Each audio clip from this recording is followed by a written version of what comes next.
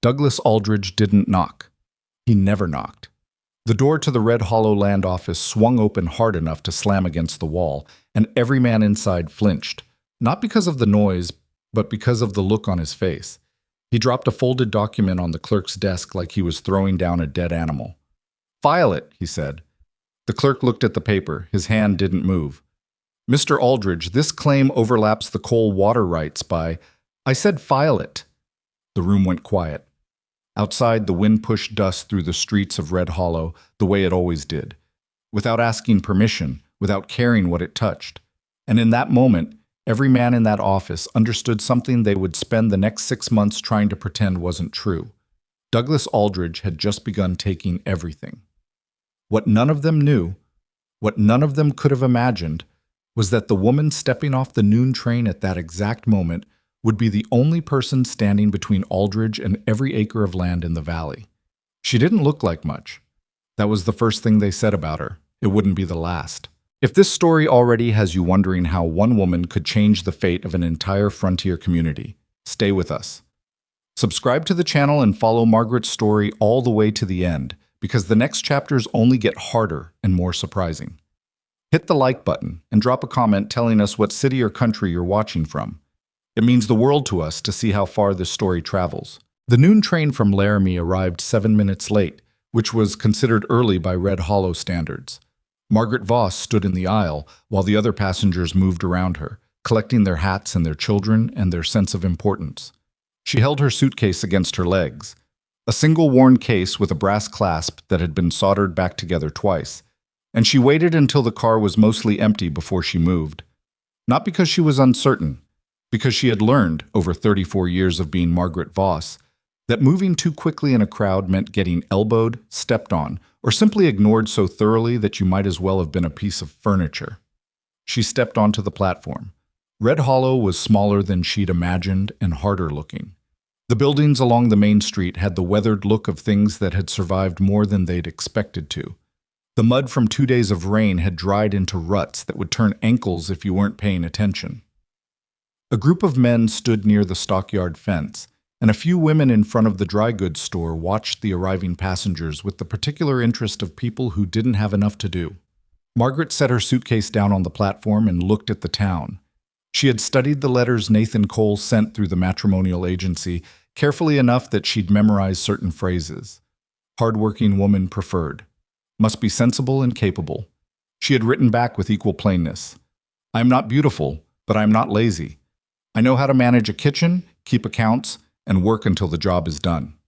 Nathan Cole had written back. That had surprised her. Most men, she'd found, wanted the version of themselves they'd imagined rather than the practical truth in front of them.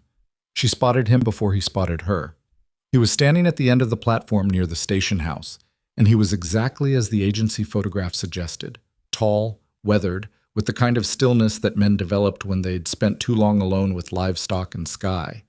He was scanning the passengers with an expression that was trying very hard not to be anxious and failing. Then his eyes landed on her. She watched the adjustment happen. It was something she'd gotten good at reading, that quick recalibration behind a person's eyes when what they saw didn't match what they'd been hoping for. Nathan Cole's face didn't fall exactly. It settled, like something that had been held up by expectation suddenly lost its support. He walked toward her. She picked up her suitcase. Miss Voss, he said. It wasn't a question, which she appreciated. Mr. Cole. She extended her hand and he shook it with the kind of grip that told her he'd decided to be a gentleman about this regardless of what he felt. You have more bags? Just this one. He looked at it, then at her. All right, he said. Behind them, she heard one of the women from the dry goods store say something she couldn't quite catch, followed by laughter from the group near the fence. She didn't turn around. She had learned not to turn her around. Nathan Cole picked up her suitcase without asking and walked toward a wagon hitched outside the station. She followed him. The laughter behind them continued for another few seconds, then faded into the ordinary sounds of the town. It was not, Margaret thought, the worst arrival she'd ever made.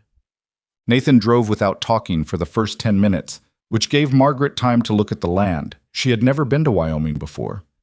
Ohio, where she'd grown up, was green and soft in a way that this country absolutely was not. This land was wide and uncompromising, the kind of place that didn't bother hiding what it was. She found herself respecting it, even before she understood it.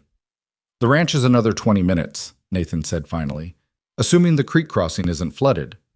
"Has it flooded before?" "3 times this spring." "What do you do when it does?" He glanced at her sideways. "Go around, adds an hour." "Is there anything that could be done about it? A crossing with better drainage, maybe?" He was quiet for a moment. "Possibly." She didn't push it. She'd made the point she meant to make, which was that she was someone who asked practical questions rather than social ones, and she could afford to let it sit. The creek, as it turned out, was passable. Nathan guided the team through it with the ease of long practice, and Margaret held the side of the wagon and didn't make a sound when the water came up to the wheels. When the ranch came into view, she took it in without comment. It was bigger than she'd expected and worse than she'd hoped. The main house needed paint and at least 2 new window frames. The barn was solid, but the fence line beyond it sagged in 3 places she could see from the road. There was a kitchen garden that had gone mostly to weeds, and the equipment shed had lost half its roof to what looked like a hard winter's work. But the bones were good. She could see that. Under the neglect, there was something worth saving. "It looks worse than it is," Nathan said, and she understood that this was the most honest thing he'd said to her so far. "Does it?" she asked pleasantly. He didn't answer. "What?" The ranch hands were standing near the barn when they pulled in, and Margaret understood immediately that news of her arrival had somehow preceded her from town. There were 5 of them. She would learn their names gradually over the following days, and they were watching her with the particular combination of amusement and assessment that men gave to things they weren't sure whether to take seriously. The youngest one, who couldn't have been more than 19, elbowed the man beside him and said something under his breath. The man beside him, broad-shouldered, with a jaw like a barn door, didn't laugh, but he didn't stop it either. Nathan climbed down from the wagon and introduced her briefly. "This is Miss Voss. She'll be running the house." "Not my bride. Not my fiancé. Running the house." Margaret climbed down on her own and set her suitcase on the ground. "I'll need to see the kitchen before anything else," she said to Nathan, because that was what mattered right now, and she had decided before she ever stepped off the train in Laramie that she would not spend energy on things that couldn't be helped immediately. The broad-shouldered man, she would learn later that his name was Cole Dawson, and that he had been working the coal ranch for 8 years, which had given him the impression that it was partly his, looked at her suitcase, then at her, and said, "You sure you got enough to feed us all in that bag, ma'am? You brought anything besides yourself?" 2 of the other men laughed. Nathan said, "Dawson." Dawson shrugged. "Just asking." Margaret looked at Dawson for a long moment. Not with anger, with the kind of calm attention that told him she'd filed away exactly what he was. Then she picked up her suitcase. "Where's the kitchen, Miss Cole?" Nathan walked her to the house.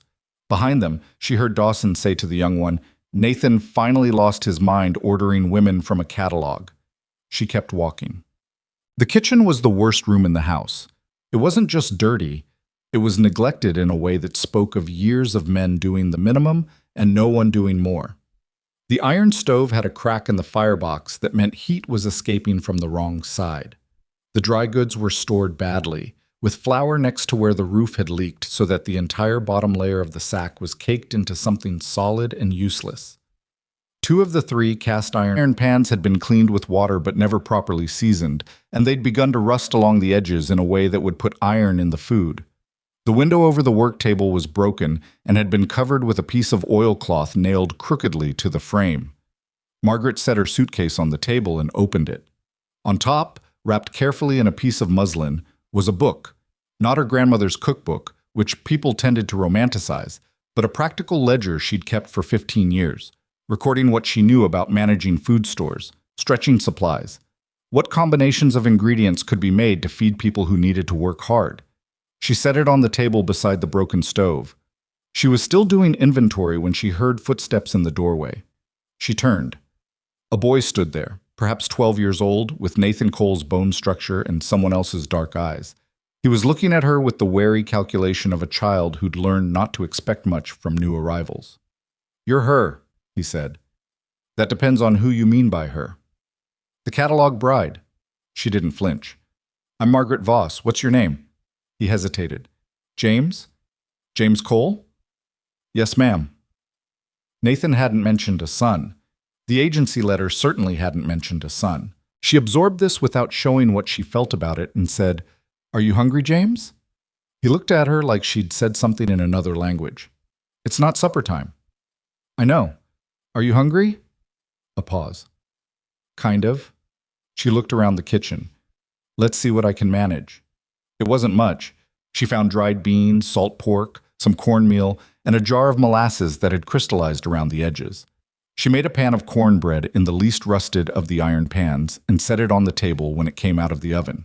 James watched the whole process from the doorway without speaking.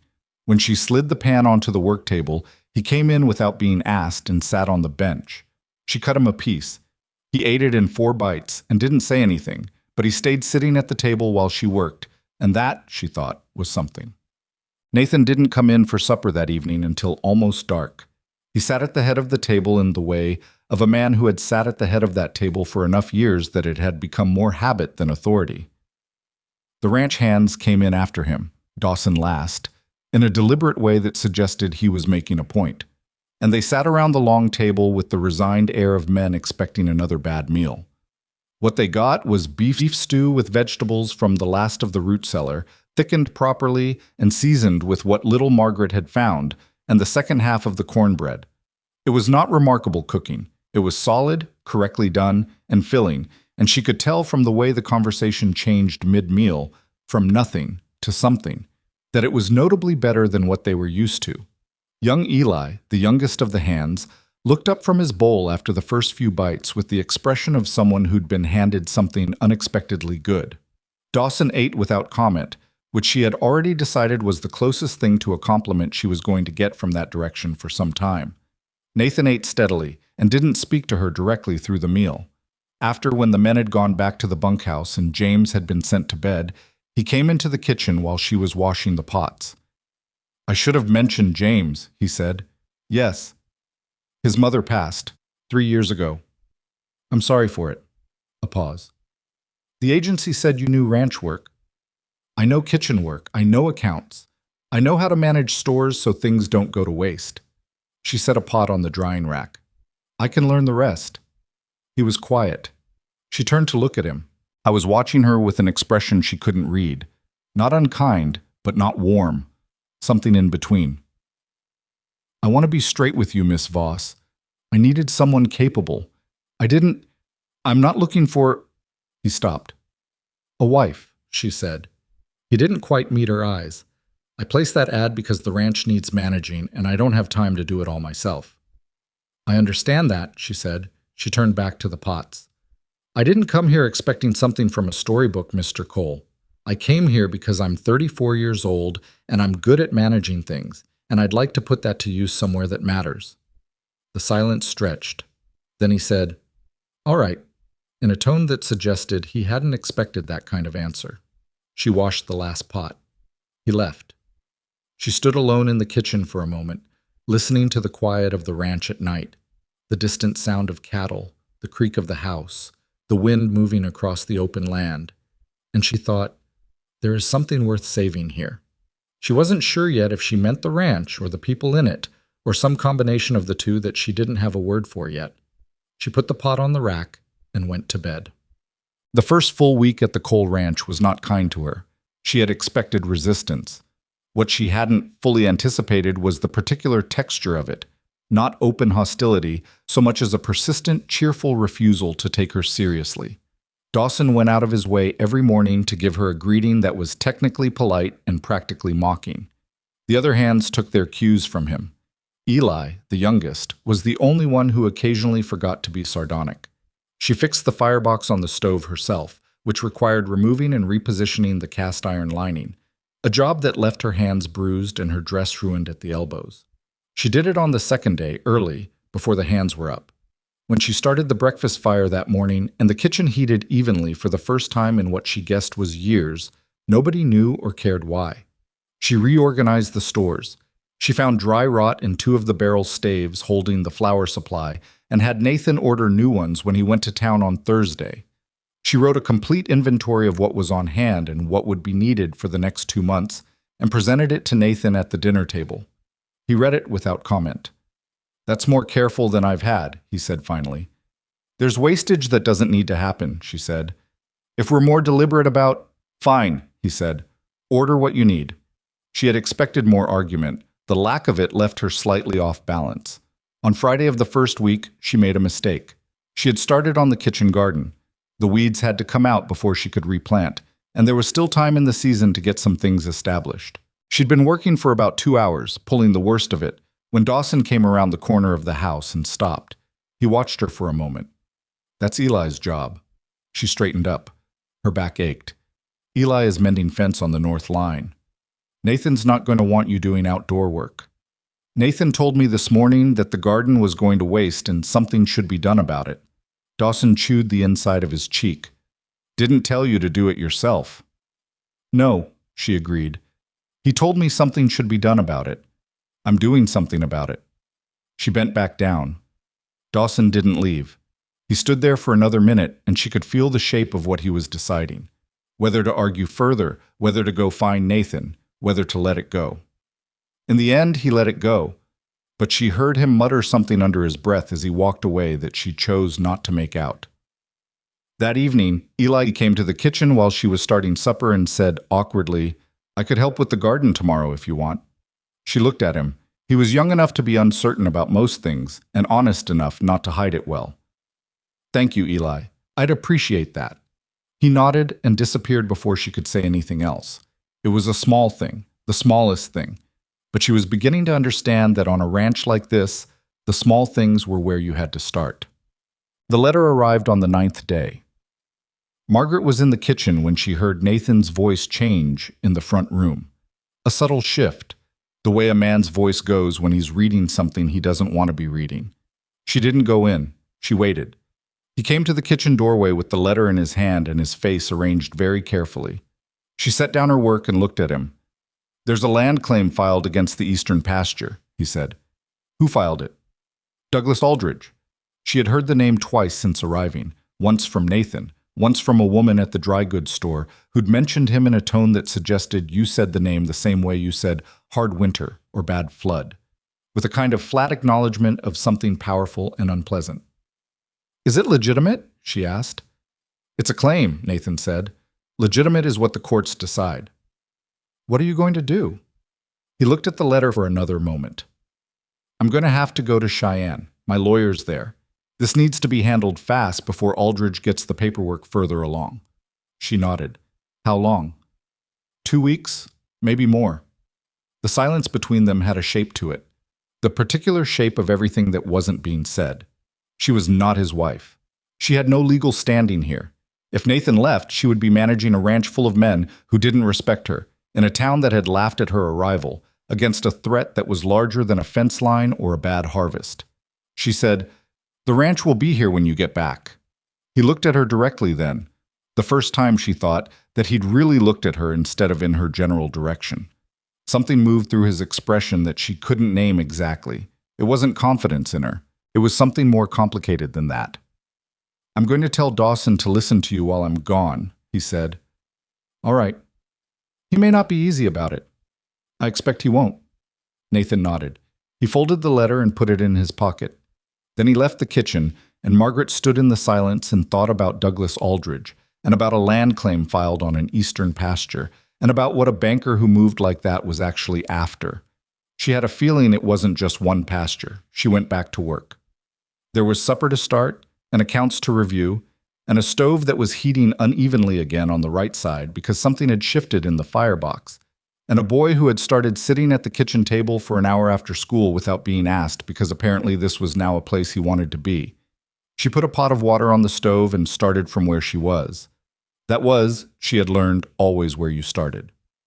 Harriet Beaumont arrived on Saturday morning like weather you hadn't planned for. Margaret had seen her in town during Nathan's supply run earlier in the week. A handsome woman in her late 40s who carried herself with the specific authority of someone who had decided long ago that she was the most important person in any room she entered.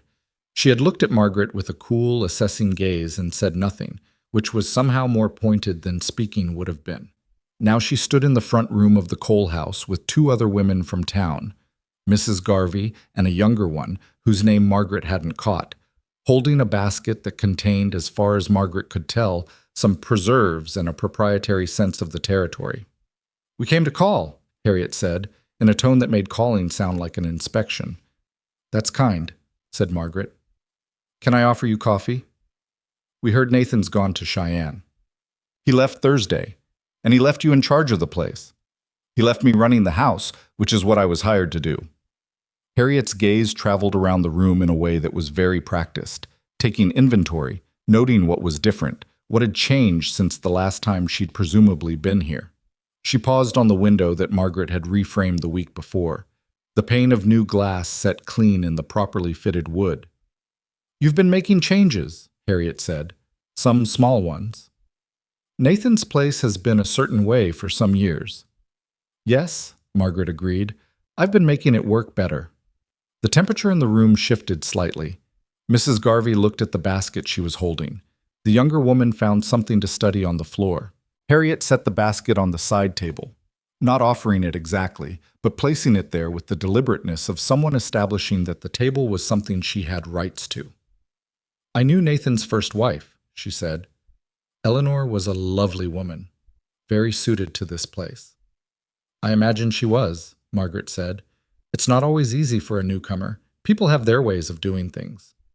"I found that true most places I've been." Harriet smiled with her mouth. "What I mean, Miss Voss, is that Red Hollow is a particular kind of community. It has established families, established ways.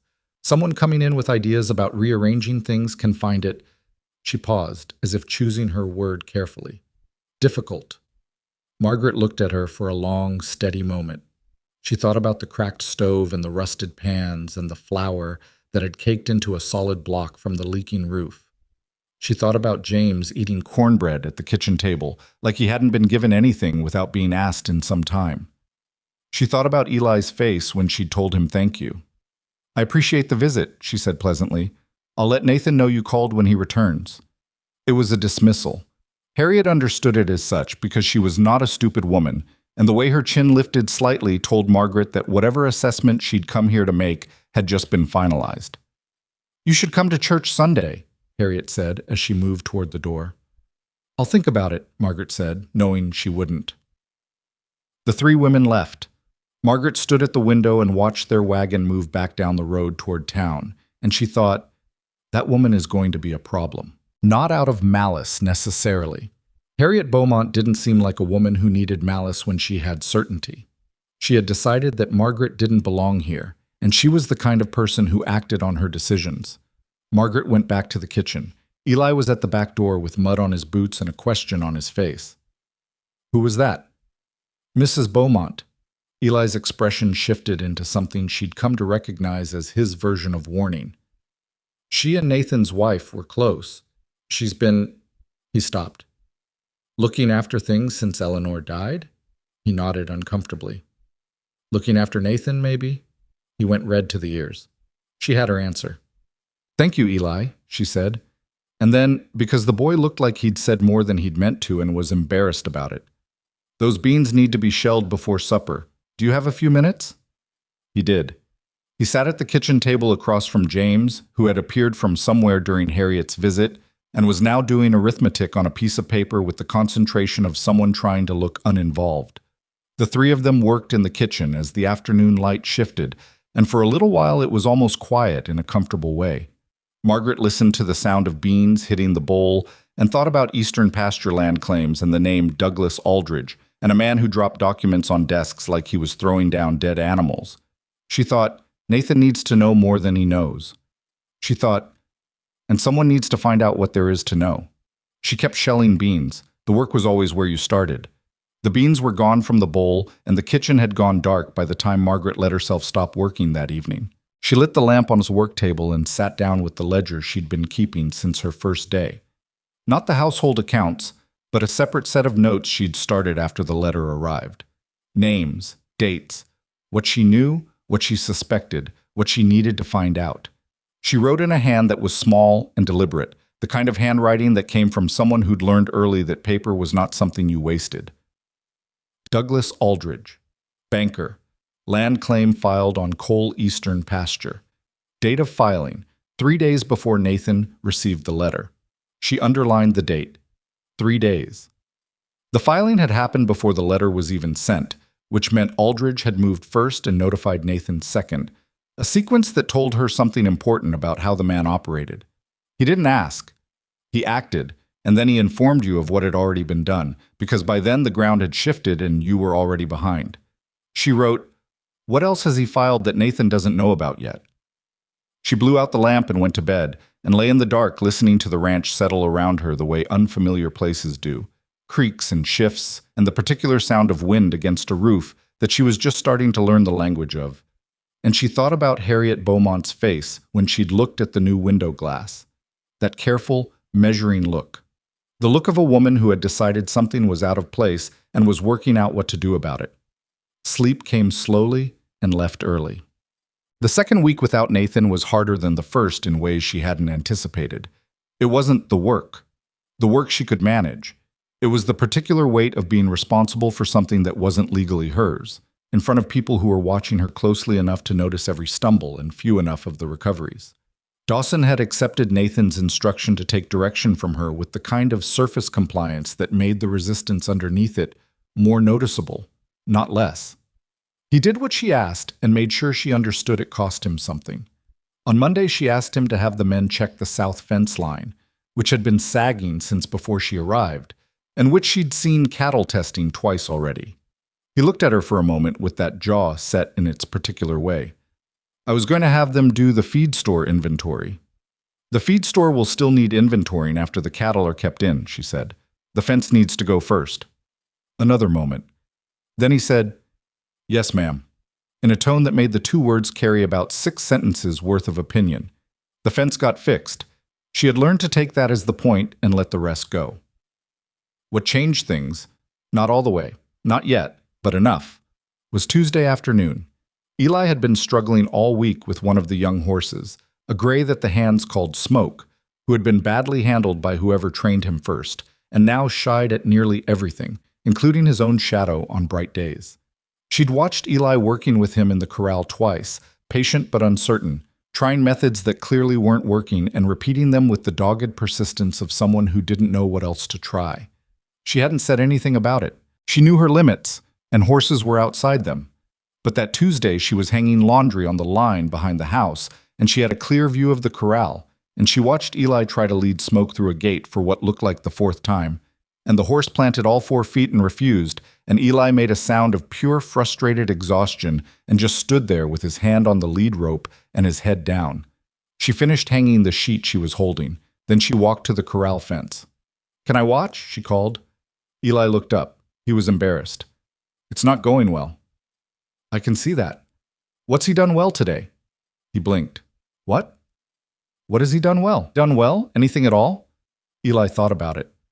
"He let me put the halter on without pulling back." "That's something," she said. "What if you stopped at that?" "Stopped at, took the halter off, let him loose, called it done for today. Let him end on the thing he did right." Eli stared at her. "We haven't gotten through the gate." "Not today, maybe." He was quiet, turning this over. She could see him resisting it, the idea that stopping short of the goal could be the right move. It went against everything that work ethic and male stubbornness combined to tell a young man about effort. Then he unclipped the lead rope, walked Smoke to the center of the corral, slipped the halter off. The gray stood still for a moment, then shook his head and walked calmly to the fence to look at the grass on the other side. Eli came to stand beside her at the fence. He didn't say anything for a minute. "Tomorrow," she said, "try the gate first thing. First thing, before anything else, before he has a chance to work himself up about it." "Why first thing?" "Because he hasn't had time to decide yet that he's afraid. Decisions about being afraid take time to set in." She looked at the horse. "Same as most decisions, I suppose." Eli looked at her sideways. It was the first time, she thought, that he'd looked at her the way you looked at someone you were trying to actually see, rather than someone you were deciding what category to put them in. "How do you know about horses?" he asked. "I don't," she said. "I know about the other thing." She went back to the laundry.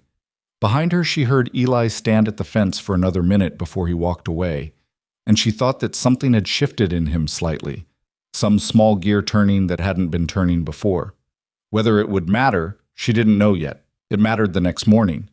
He got smoke through the gate on the second try, and he came into the kitchen for breakfast with an expression that was trying hard not to show how much it meant to him, which meant she could see it perfectly clearly.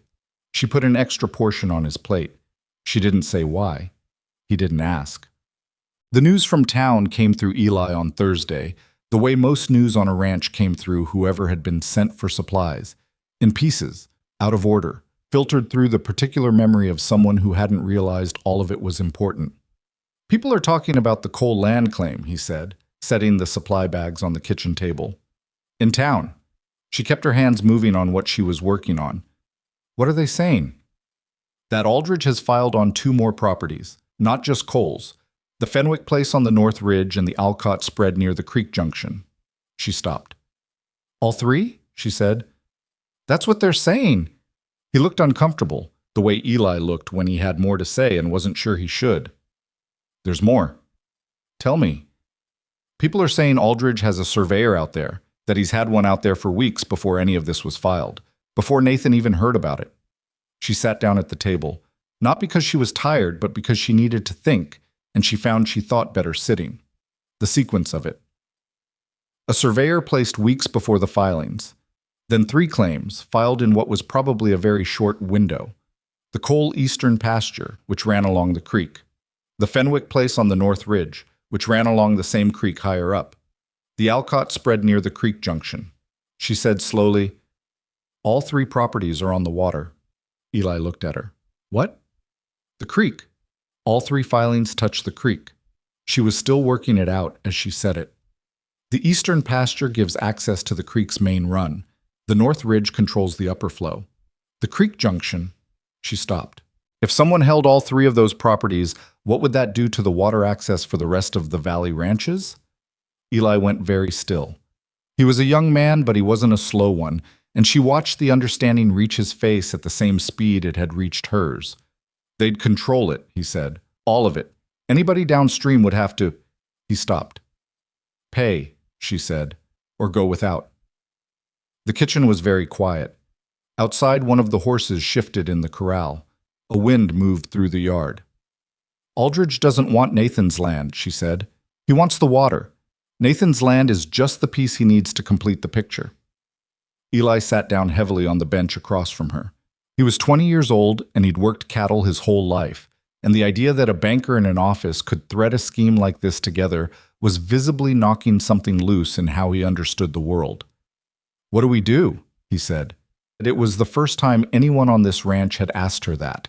Not Nathan, not Dawson, not James. Eli, who was 20 and embarrassed easily and had just learned that sometimes you stopped short of the goal. First, she said, I need to write to Nathan. She pulled the ledger toward her and opened it to the page of notes. She looked at what she'd written, names, dates, the underlined sequence, and she thought about what Nathan's lawyer knew and what he probably didn't, and what a land claim filed against an eastern pasture looked like, when you didn't know about the North Ridge and the creek junction yet. Second, she said, mostly to herself, I need to talk to the Fenwicks. Getting to the Fenwick's place was not straightforward.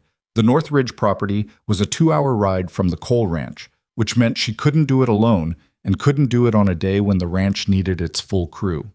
It also meant asking Dawson for a horse, because she didn't have one that was assigned to her use, and asking Dawson for anything required navigating the particular geography of his resistance. She found him at the barn after breakfast on Friday and said, I need to ride to the Fenwick place today. I'll need a horse.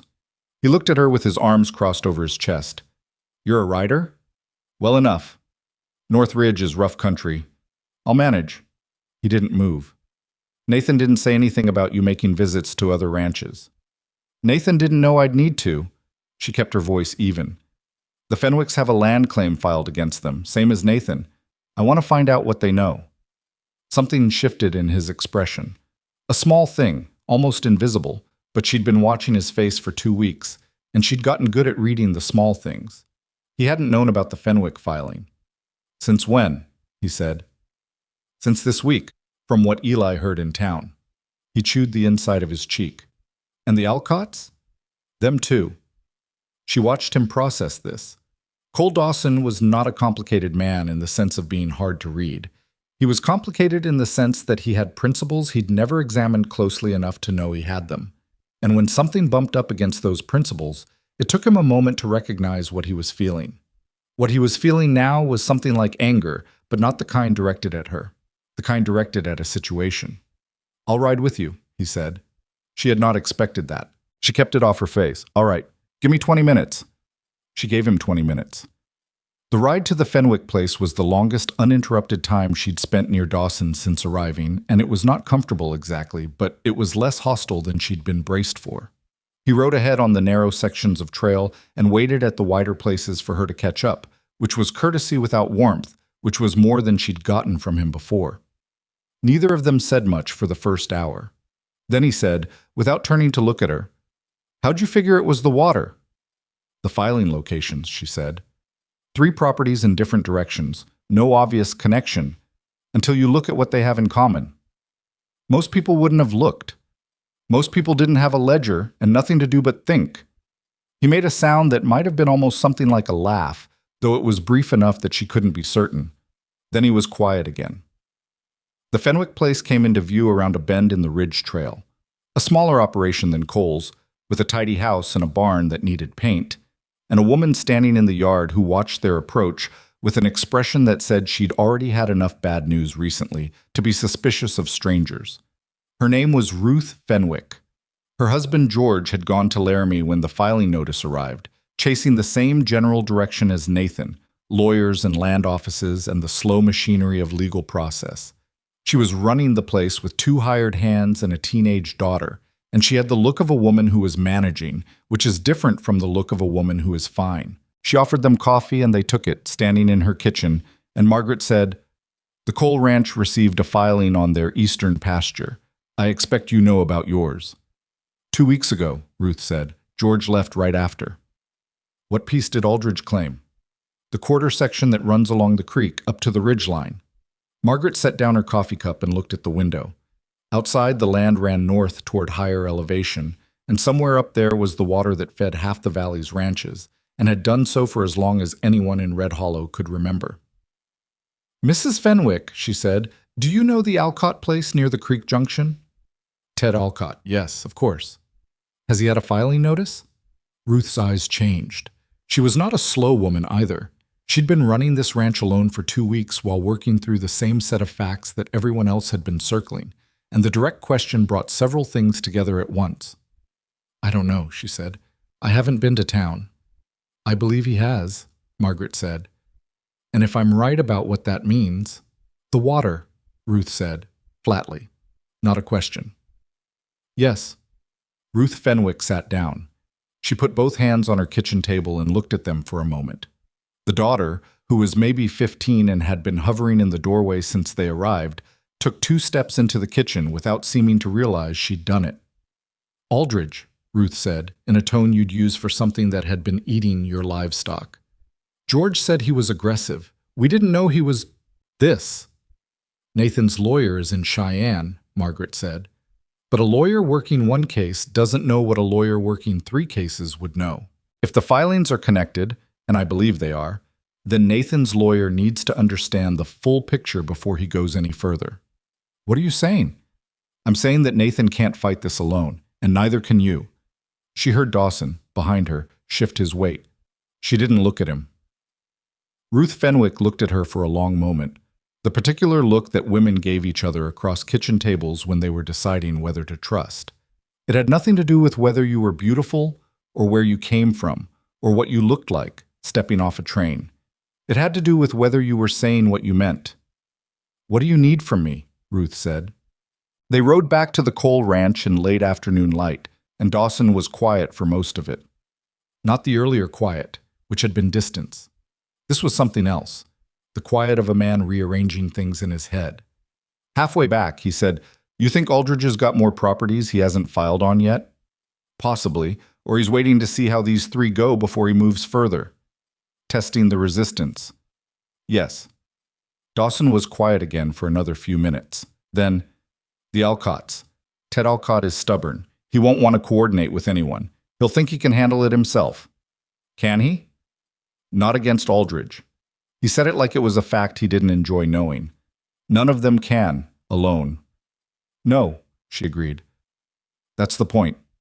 He looked at her then, turned in the saddle and actually looked at her in a way he hadn't done before. She held it without looking away. Nathan doesn't know about the other 2 filings, he said. Nathan doesn't know yet. The letter I wrote this morning includes everything I know, whether it reaches him in time for it to matter. She shook her head slightly. That's what I don't know. He turned back to face the trail. You wrote it this morning, before I came to the barn. Another silence. Then, so you'd already worked it out before you asked me for the horse. Most of it. But you asked me to come. She said, I needed the horse, and I needed someone who knows this valley and the people in it better than I do. She paused. You know the Fenwicks, you know the Alcotts, you know who's going to dig in and who's going to fold, and I don't know any of that yet. I needed you there. He didn't respond immediately. She couldn't see his expression clearly in the fading light. Eventually he said, The Alcotts have a boy working for them, name of Hector Sims. He and I grew up about 10 miles apart. I can ride over tomorrow. She kept her voice level. I'd appreciate that. I'm not saying I think this scheme of yours is going to work, he said, which was probably the most honest thing he'd said to her since she arrived. I'm not sure it is either, she said, but it has to be tried. He made that sound again, the one that might have been close to a laugh if it had gone one step further. Then they rode the last stretch back to the Cole Ranch in the near dark, the horses knowing the way well enough to manage it without much guidance, and Margaret sat straight in the saddle and thought about Ruth Fenwick's hands on that kitchen table, and about what a banker who moved like Douglas Aldridge would do when he realized the resistance wasn't coming from a lawyer in Cheyenne, but from the people who lived on the land. James was awake when she got back, sitting at the kitchen table with a lamp and a book he wasn't reading. She came in through the back door and hung her hat, and he looked up with the expression of someone who'd been waiting but had prepared a reason to look like they weren't. You were gone a long time, he said. I had business to attend to. What kind of business? She looked at him, 12 years old, his father's bone structure, someone else's watchfulness. He'd been sleeping better the past week, she'd noticed, eating more, coming to the kitchen without being sent there by anyone. The kind that's about keeping this ranch, she said. She sat down across from him and put her hands flat on the table. Do you know a man named Douglas Aldridge? James's face closed in a way that told her the name wasn't new to him. Dad doesn't like him, he said carefully. Your dad has good judgment. She looked at the lamp flame for a moment. James, this ranch is going to need some things in the next few weeks. It's going to need everyone doing their part. That includes you. He straightened slightly. What can I do? It was the best question he'd asked her. She thought about it genuinely, not as a way of managing him, but because she actually needed an answer. You know the families in this valley better than I do, she said. The kids your age, their families. You know who trusts who and who doesn't, who your father gets along with and who he doesn't. Yeah. I need to know those things. I need to learn them faster than I can learn them on my own. She paused. Will you help me with that? He looked at her for a moment with that same measuring quality his father had, the one she was beginning to think was less about suspicion than about caution. The caution of people who'd been disappointed enough to be careful. Then he nodded. Yeah, he said. Okay. She got up and started to put together something for supper, because they'd both missed it, and the hour was late and work was always where you started. James stayed at the table. He set down the book he hadn't been reading and picked up a piece of paper and a pencil instead, and began to write something without being asked. Names, she assumed, though she didn't look. She kept her hands moving on the food and let him work in his own way. And the kitchen was warm with the lamp and the stove, and outside the Wyoming night pressed in around the ranch in all directions, wide and cold, and not caring one way or another what happened inside. She thought about the letter she'd sent to Cheyenne that morning, about Nathan reading it, wherever he was right now, in whatever room and whatever kind of light, about what his face would do when he understood the shape of what Aldridge was actually building. She thought about Ruth Fenwick sitting down at her kitchen table, about Dawson saying I can ride over tomorrow with the particular reluctance of someone doing the right thing in spite of themselves. She cut the bread. She put it on the table. Come eat, she said. James came to the table. He'd filled most of the paper. She didn't ask to see it yet. There would be time for that. Right now there was bread and what was left of the stew from the noon meal, and a 12-year-old boy who was beginning to act like someone with a stake in what happened here, and a ranch that was still standing, and tomorrow there was work. There was always work. She was beginning to understand that this was not a complaint. It was the shape of a life that mattered, and she had never in 34 years found anything that felt more like where she was supposed to be. James's paper had 12 names on it by the time Margaret looked at it the next morning. She read it over her first cup of coffee while the boy slept and the ranch hands were still moving through their early chores in the gray pre-dawn light. He'd written the names in 2 columns, which she hadn't told him to do. On the left, families he'd marked with a small check, and on the right, families he'd marked with a small cross. She didn't need him to explain the system. It was plain enough. 7 checked, 5 crossed. She folded the paper and put it in her ledger. Dawson left for the Alcott place after breakfast without fanfare, simply appeared at the barn already saddled, nodded at her through the kitchen window, and rode out. She watched him go and thought that there was something almost moving about a stubborn man doing the right thing badly, which was to say, without grace or warmth, but with consistency, which in the end was worth more than grace anyway. The morning's letter from Nathan arrived with the supply rider at 10 o'clock. She read it standing at the kitchen work table because she hadn't had time to sit down yet, and she read it twice. He knew. Not everything. Not the scope she'd laid out in her letter to him, which hadn't reached him before he'd written this one. But he'd been in Cheyenne long enough to talk to enough people, and he had arrived at some of the same shape she had, coming from a different direction. The lawyer's name was Victor Hale. He'd taken the Cole case on referral and was competent, but as Nathan wrote with the bluntness of a man not given to softening things, working in the dark on a case that may be bigger than either of us understood when I walked in his door. At the bottom of the letter, in handwriting slightly different from the rest, more compressed, like he'd been writing faster, Nathan had added, "Whatever you're doing out there, keep doing it. I trust your read on this more than I'm comfortable admitting." She read that last line a 3rd time. Then she put the letter in the ledger with the paper of names and went back to work. The town of Red Hollow had a way of knowing things before people told it. Margaret had noticed this in her first days there and had since come to understand it as a specific function of small places, the dense overlapping network of people who shared roads and churches and merchants and grudges, so that a piece of information released at one end moved through the whole system in a matter of hours, like water finding its level. What the town knew by the end of that week was that Aldridge had filed on 3 properties. What it was still working out was what that meant. And into the gap between knowing and understanding, several things were growing at once, some of them useful and some of them not. She learned this on Saturday when she went to town herself for the first time since Nathan had left. She needed supplies, and she needed to see the land office, and she needed to do both of these things before Aldridge or anyone connected to him noticed she was asking questions. The land office was managed by a clerk named Arthur Pell, who was thin and precise and had the slightly harassed look of a man whose job had recently become much more complicated than he'd signed on for. He was behind his counter when she came in, sorting through a stack of documents with the concentration of someone trying to find an error he'd made and was afraid he already knew where it was. She introduced herself. He looked at her with the particular wariness of someone who'd recently had several uncomfortable visits from powerful men and wasn't sure which category this visitor fell into. "I'm managing the Cole Ranch while Mr. Cole is in Cheyenne," she said. "I'd like to see the filings related to the Cole Eastern pasture claim." "Those are public record," he said carefully. "Technically. I know they are. That's why I'm asking to see them." He found the documents. She stood at the counter and read them slowly, which she could tell made him uncomfortable because he kept finding things to organize that didn't need organizing.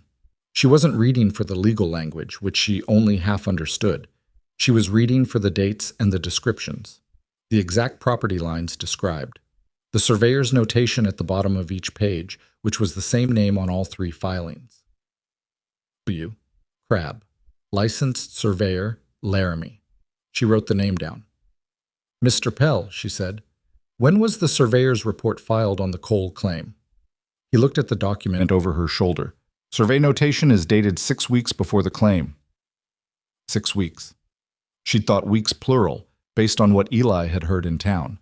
But 6 weeks was specific and 6 weeks was significant, Because 6 weeks before the filing put the survey work happening before Nathan had any indication there was a problem, before any of the affected landowners had reason to be watchful, at a time when a surveyor moving across multiple properties would look like ordinary business. "And the Fenwick claim?" she said. "Same surveyor?" Pell looked at her. He was beginning to understand what kind of visit this was. "I can only show you the Cole documents without a direct—" "I'm not asking you to show me," she said pleasantly. "I'm asking if you know." He was quiet for a moment. Then, in a voice that was barely above what it needed to be, "Same surveyor, same timing, near enough." She wrote that down too, thanked him, left.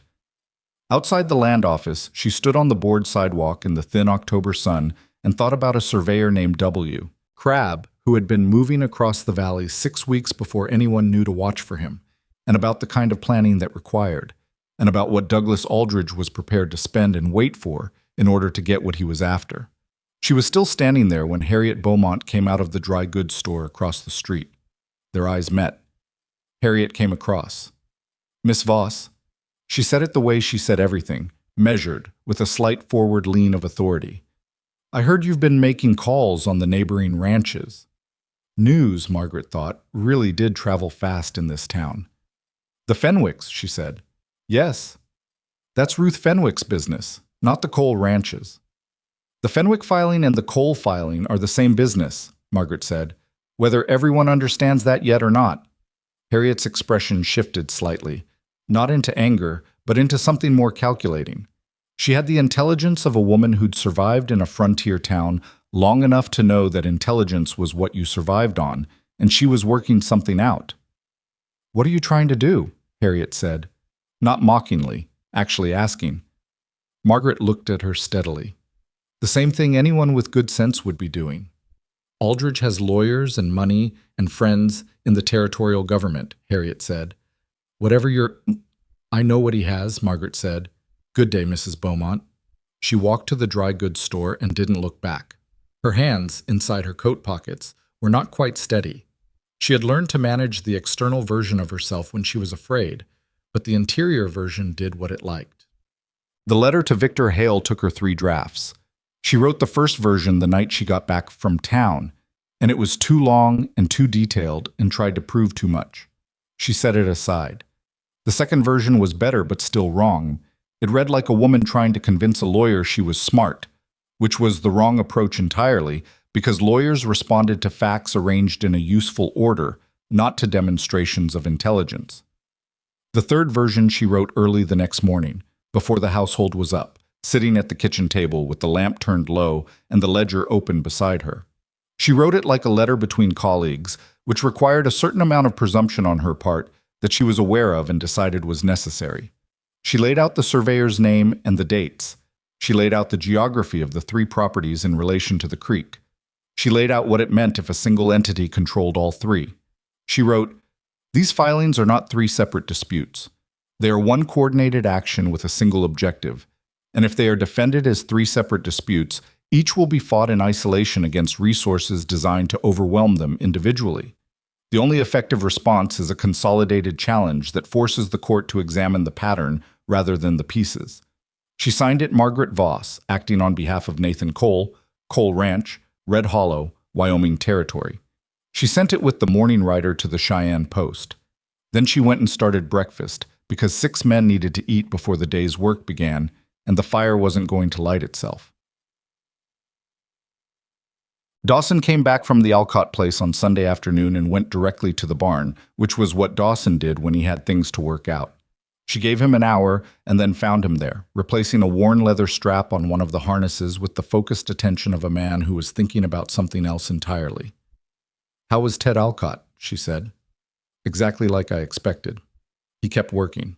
Told me he was handling it, told me Aldridge could go to hell, told me he didn't need help from the Cole Ranch or anybody else."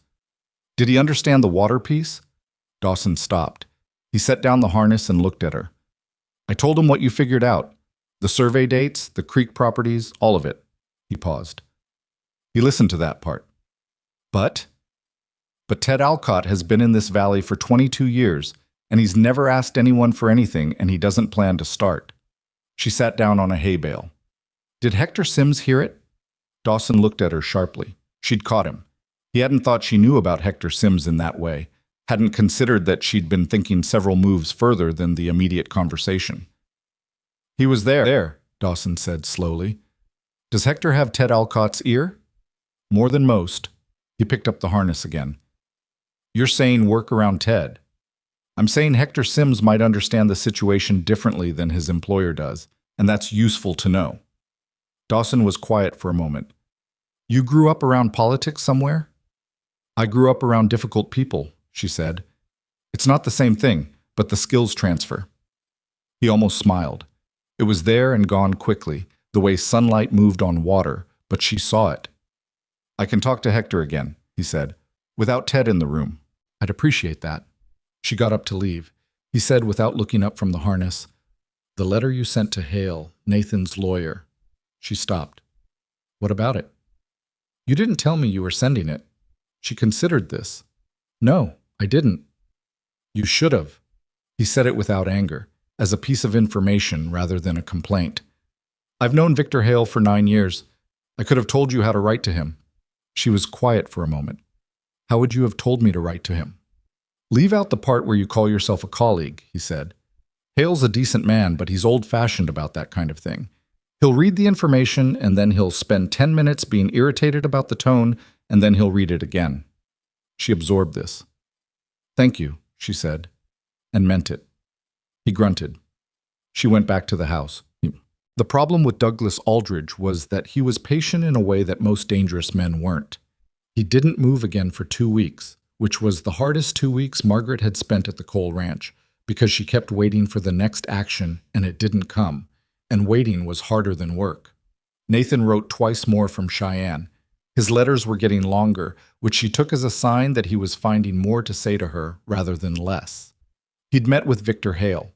Hale had received her letter, and according to Nathan had read it twice, which she took as partly her doing and partly Dawson's correction arriving too late to be applied. Nathan wrote, Hale says the consolidated argument is the right one. He'd arrived at part of it himself, but you had pieces he didn't have, the surveyor's name in particular. And then, I don't know how you got that from a land office clerk who wasn't supposed to tell you anything, but I expect it had to do with how you asked, rather than what you asked. She read that and thought of Arthur Pell's voice dropping to just above necessary and felt something she didn't have a simple word for. In the 3rd week, Aldridge moved, not legally, not another filing, not a court action. He came to Red Hollow and he had meetings. She learned about it the same way she'd learned about the Fenwick filing, through Eli, who was her best source of information, not because he was the most connected, but because he was young enough that people talked in front of him without thinking about it. He'd heard at the feed store that Aldridge had spent 2 days in town and had called on several men. She got the names from James, who heard different pieces from different sources. And by the end of the day, she had assembled enough to understand that Aldridge had been calling on the businessmen of Red Hollow rather than the ranchers. The banker, the mill owner, the man who ran the freight operation between Red Hollow and Laramie. Not the people who owned the land, Margaret thought, the people who the ranchers owed money to. She was sitting with this when Harriet Beaumont came to the ranch. This time she came alone, without the preserves basket, without Mrs. Garvey. She tied her horse at the post and knocked at the front door instead of appearing unannounced in the yard, which was its own kind of signal. Margaret opened the door. I need to tell you something, Harriet said. No preamble. Margaret stepped back and let her in. They sat at the kitchen table, the same table where James wrote his lists and Eli shelled beans, and where Margaret had spent most of her waking hours for the past 3 weeks making calculations. Harriet sat with her hands in her lap and her back straight, and she looked at Margaret with an expression that was costing her something. Douglas Aldridge called on me Thursday, she said. Margaret waited. He wanted to know what was happening at the Cole Ranch. Harriet's mouth tightened. He knew Nathan was in Cheyenne. He knew there was a woman managing the place. He wanted to know who you were and what you were doing. What did you tell him? I told him Nathan Cole's household arrangements were not my business. Margaret looked at her steadily. Is that all you told him? Yes? Harriet's chin lifted slightly. I may not have been welcoming to you, Miss Voss. I was not going to hand you to Douglas Aldridge. The kitchen was quiet. Outside, Eli was working smoke in the corral. She could hear the horse moving, the sound of hooves on packed earth, and it was such an ordinary sound against what was being said at this table that for a moment the gap between the two things was almost disorienting. "He's been talking to the people the ranchers owe money to," Margaret said. Harriet nodded. "I know. My brother runs the mill." She paused. "Aldridge is suggesting that if the legal disputes go a certain way, the value of properties in the valley will drop significantly. He's suggesting that extended loans on ranch properties might not be prudent to carry." There it was. Not just the water, the credit. Call the loans on struggling ranch operations at the same time the water access became uncertain, and you didn't need to win a single court case to break people. The financial pressure would do it before the legal pressure even resolved. Margaret put her hands flat on the table the way she'd seen Ruth Fenwick do it. How many of the ranches in this valley carry debt to Aldridge's bank? Harriet's expression told her the answer before she said it. Most of them. The ones on James's list. She said it half to herself. What list? Never mind. She looked at Harriet directly. Why are you telling me this? Harriet was quiet for a moment. She looked at the table, then back up. Because Eleanor Cole was my closest friend, and this ranch was important to her, and her son lives here, and I... She stopped, tried again. Because what Aldridge is doing is wrong, and I've been sitting with that for a week, and I'm tired of sitting with it. Margaret looked at her for a long moment. She thought about the preserves basket placed on the table like a territorial marker, about the voice dropping to something that was technically still polite and practically a dismissal, about I knew Nathan's first wife said as a way of establishing what Margaret was not. People were complicated. She had always known that, but frontier life made it more visible somehow. You couldn't afford to hold things against people past the point where holding it cost you more than letting it go. Can your brother be pressured? She said. Harriet blinked. My brother? By Aldridge. If Aldridge pushes, would your brother move on the mill loans? Harriet absorbed this. The speed of the question, the fact that it wasn't about forgiveness or acknowledgement, but immediately about what was useful. Something shifted in her expression. Robert has a streak of stubbornness, she said carefully. He doesn't like being told what to do with his own books. Is that a no? It's a... probably not. A pause. If he understood what Aldridge was actually doing, Robert doesn't like schemes. Then he needs to understand what Aldridge is doing. Margaret looked at her. Can you explain it to him? Harriet looked at her for a moment with an expression Margaret couldn't quite place, something between being startled and something that might eventually become respect if given enough time. Yes, she said. I can. Victor Hale arrived in Red Hollow on a Thursday, which surprised her because she hadn't known he was coming until the previous day. When Nathan's telegraph message arrived at the Red Hollow office, and Eli brought it out from town in his coat pocket. Nathan was coming with him. She had one day to prepare. She spent part of it writing, a summary document of everything she'd gathered, organized the way she'd written to Hale, facts in useful order, the pattern rather than the pieces. She sent James to the Fenwick place with a message for Ruth asking her to come to the Cole Ranch Friday morning if she could manage it. She found Dawson at the end of the day and told him and watched his expression do something complicated that resolved into, I'll make sure the place looks like it's still running. She said, It is still running. And he said, I know that, in a tone that was as close to an admission as she'd heard from him.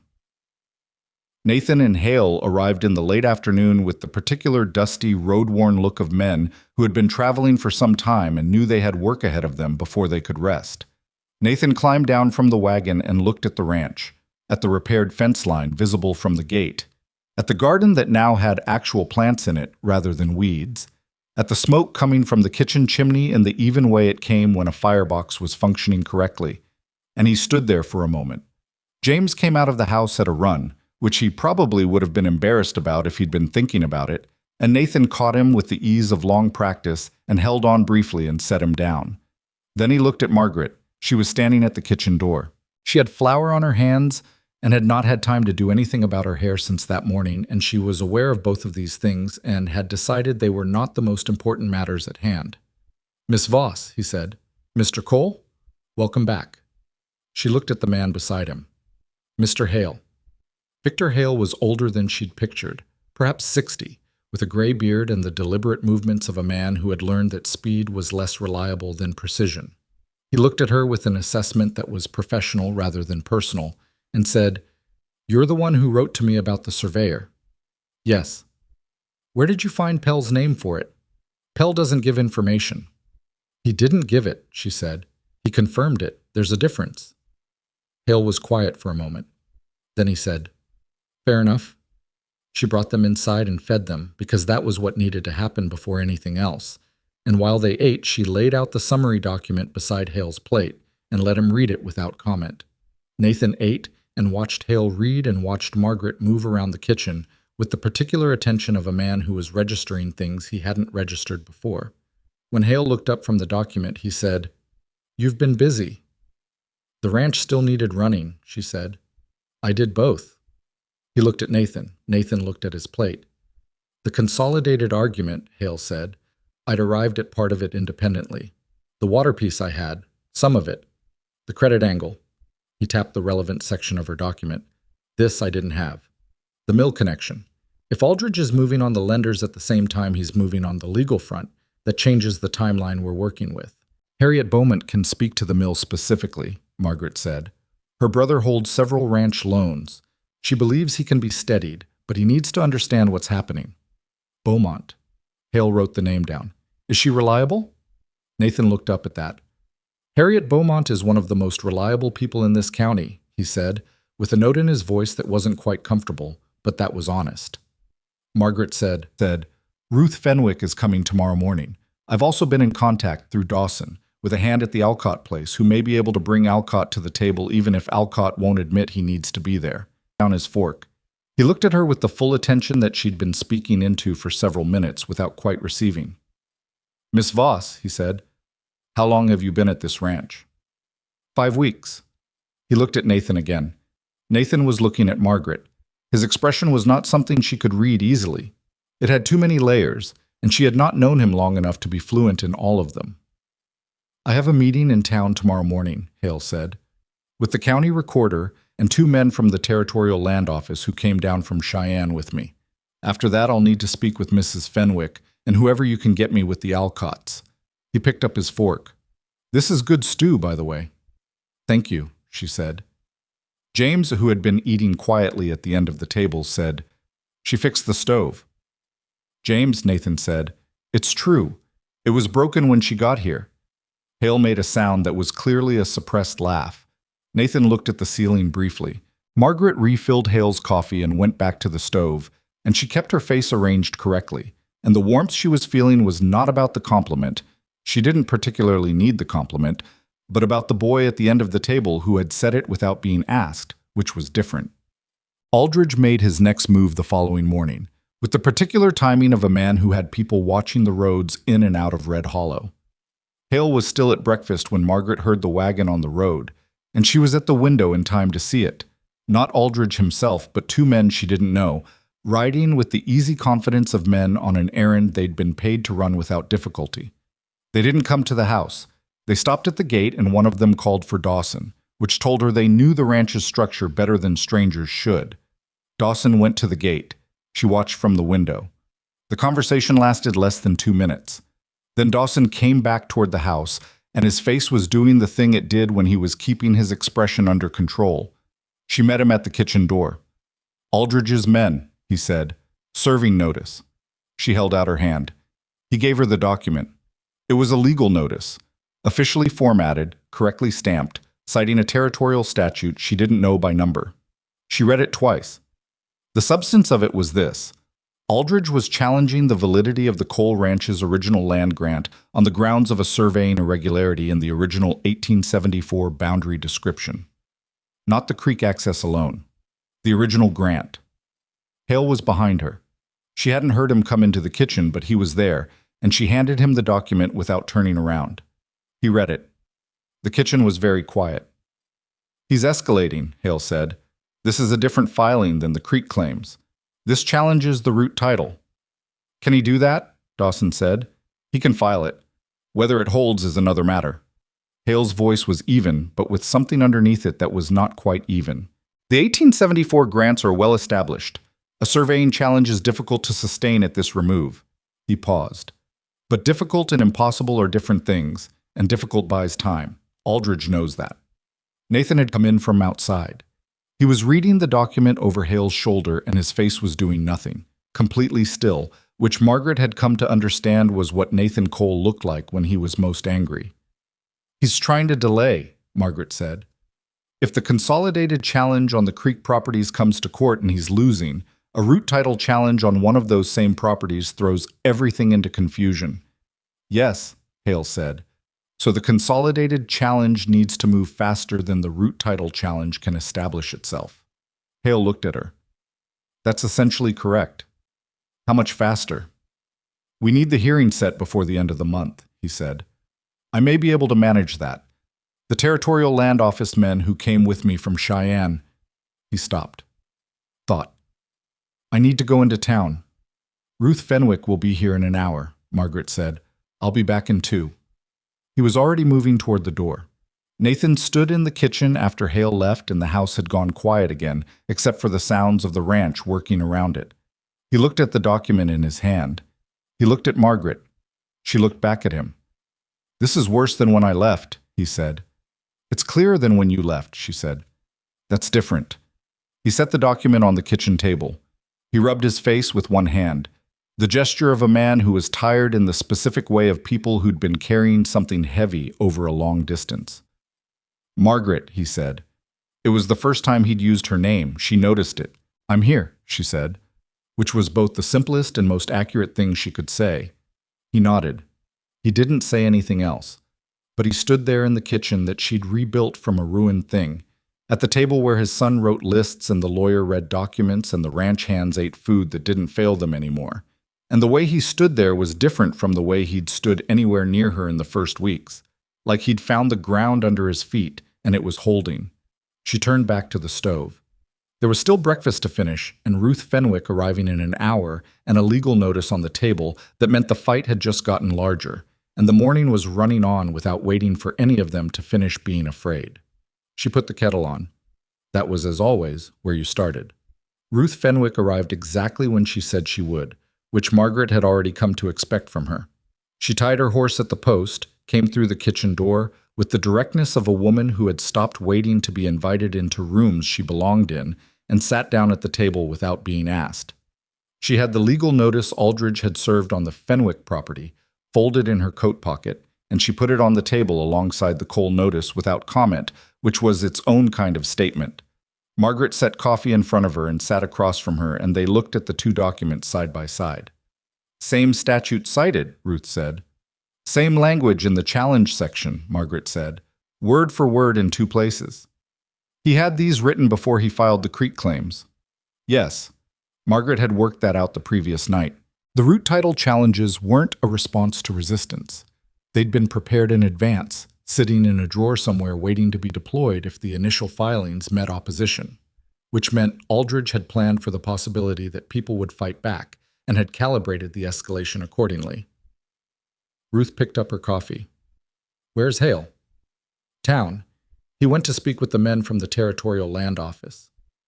"How long does Nathan have before this," she gestured at the notice, "become something that can actually take the ranch?" "Hale thinks months on the root title challenge. It's not something that resolves quickly." Margaret paused. "The Creek filings are the more immediate problem. If those establish, the water pressure starts immediately. The title challenge is the threat that keeps people afraid to fight."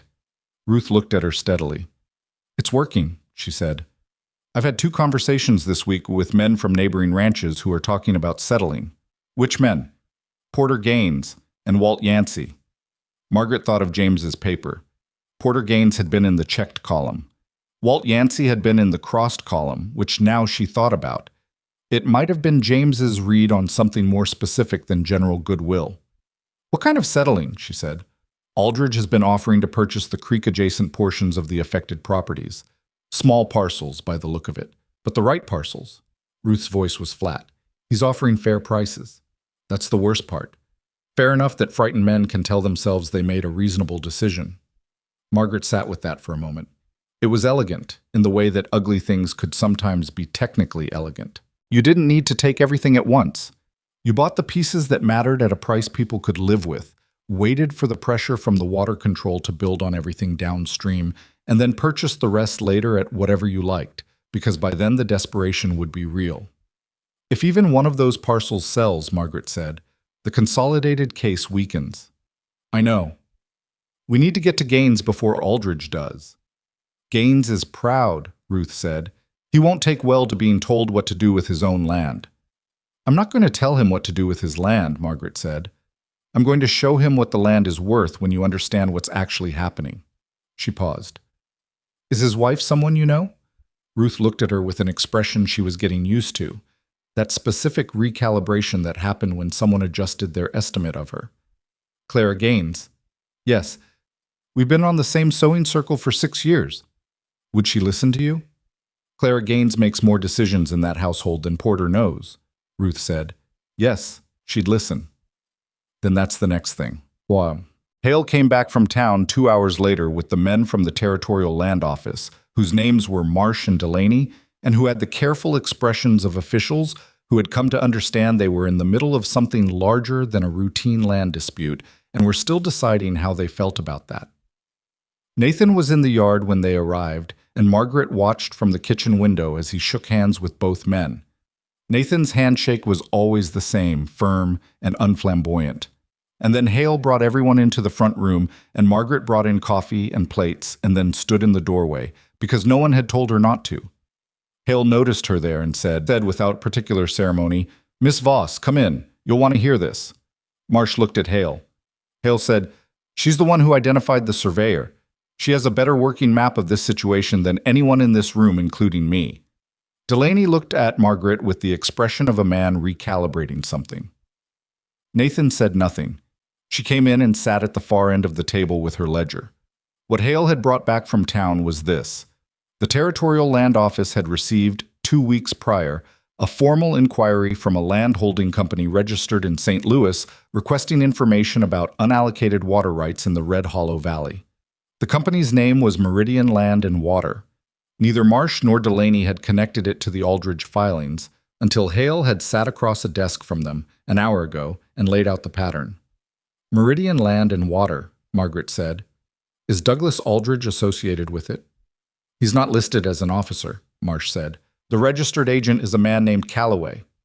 But, she said. Marsh looked at her. He was perhaps 50, with a careful face. Aldridge's bank provided the initial capitalization for Meridian, according to the Territorial Incorporation records. We found that this morning. The room was quiet for a moment. So the bank finances the land company, Nathan said slowly, and the land company files the claims. And Aldridge stands one step back from the filings, Margaret said. Clean hands on the visible surface. Hale nodded. It also means there's a separation we may be able to use. If Meridian's filings can be challenged on the grounds that the capitalization constitutes undisclosed bank involvement in land speculation, there are territorial statutes that restrict that kind of arrangement. The claims may be defective at their foundation. Delaney leaned forward. He was younger than Marsh, with the eager focus of someone who'd just found the shape of a problem he knew how to work. The statute is Section 41 of the Territorial Land Act. Bank-financed land speculation companies are required to make full disclosure of their banking affiliations in any land filing. And Meridian didn't disclose, Margaret said. Meridian listed Calloway as sole agent, no mention of Aldridge or the bank. Nathan looked at Hale. Is that enough to void the filings? It's enough to challenge them on procedural grounds, Hale said. Which in front of the right judge. Which judge? Nathan said. Hale and Marsh exchanged a look that contained a conversation Margaret wasn't fully party to. Then Hale said, Judge Elias Croft has the territorial land docket. He's a strict proceduralist. If the filings are defective under Section 41, Croft will not overlook it. When can you get in front of Croft? Nathan asked. 3 weeks, if I file the consolidated challenge this week. Hale paused. But I need the Fenwick and Alcott properties in the challenge.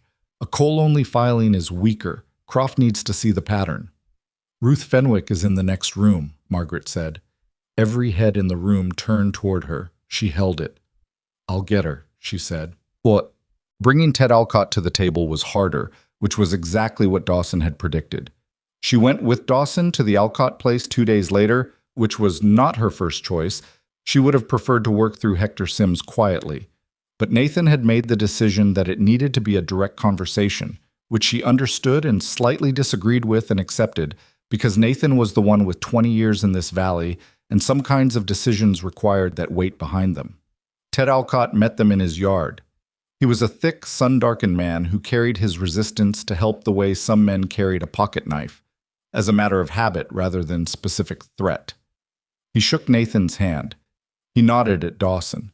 He looked at Margaret with the neutral assessment of a man who hadn't made up his mind about her yet, which was actually better than she'd been prepared for. Nathan explained the situation. Alcott listened with his arms crossed and his hat on, and the expression of a man who was listening carefully enough to find something to argue with. When Nathan finished, Alcott said, "My filing is separate from yours. My land has nothing to do with your lawyer's consolidated case." "Your creek access does," Margaret said. Alcott looked at her. She hadn't planned to speak first, but the statement was accurate, and waiting for a better moment wouldn't make it more accurate. "Who asked you?" he said. Not cruelly, but without warmth. "No one," she said. "Your creek access is the link between the Fenwick property and the Cole Eastern pasture. Without the Alcott Junction parcel in the consolidated filing, Hale can show a pattern, but he can't show the full picture. The judge needs the full picture." Alcott looked at Nathan. "You letting her speak for you now?" "She's not speaking for me," Nathan said. "She's saying what's accurate." Alcott's jaw shifted. He looked back at Margaret. "I've been managing my own affairs for 22 years without—" "I know," she said. "And you've done it well, from everything I've heard. That's exactly why Aldridge is after your parcel. He needs it because it's well managed and water secure, and you've held it through bad years." She paused. "He's counting on you being too proud to ask for help. That's not a coincidence." The yard was quiet. Somewhere in the barn, a horse moved. Hector Sims was visible near the fence line, working on a post, not looking at them, and Margaret had the impression he was listening to every word. Ted Alcott uncrossed his arms. It was a small movement, barely visible. "If I join the consolidated filing," he said, "what does that mean for my property specifically?" "It means your challenge is in front of a judge who can see the full pattern rather than 3 separate judges who each see a piece of it," Margaret said. "And it means Aldridge's lawyers have to defend the whole scheme at once instead of wearing down 3 separate legal fights one at a time." Alcott looked at Nathan again. Nathan said, "Victor Hale is the best land lawyer in the territory. I'd trust him with my property. I'm asking you to do the same."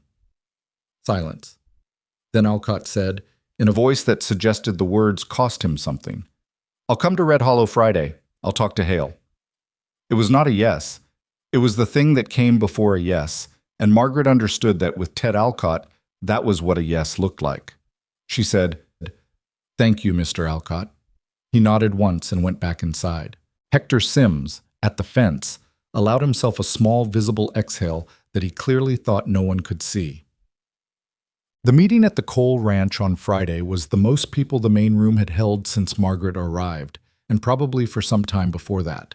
Ruth Fenwick came with her oldest son, who was 19 and had his mother's eyes and his father's silence. Ted Alcott came as he'd said he would, without warmth but on time, with Hector Sims behind him. Porter Gaines came because Clara Gaines had apparently had a very direct conversation with him the morning after Ruth Fenwick visited, the details of which Margaret was not privy to, but the effect of which was visible in Gaines's expression. The look of a man who has been shown something clearly and is still irritated that he hadn't seen it himself. 2 other ranchers came whose names Margaret had from James's list, both in the checked column, a younger man named Del Hooper, who ran a small cattle operation north of the Fenwicks, and a weathered woman named Agnes Pratt, who held the land directly east of the creek junction and who arrived on horseback, alone, and shook Margaret's hand with a grip that said more than the brief introduction. Harriet Beaumont came, which surprised Nathan visibly, and didn't surprise Margaret at all. Hale ran the meeting with the precision of a man who knew how much he needed from this room and had budgeted his time accordingly. He laid out the consolidated challenge. He explained Section 41 and what Meridian's defective filing could mean.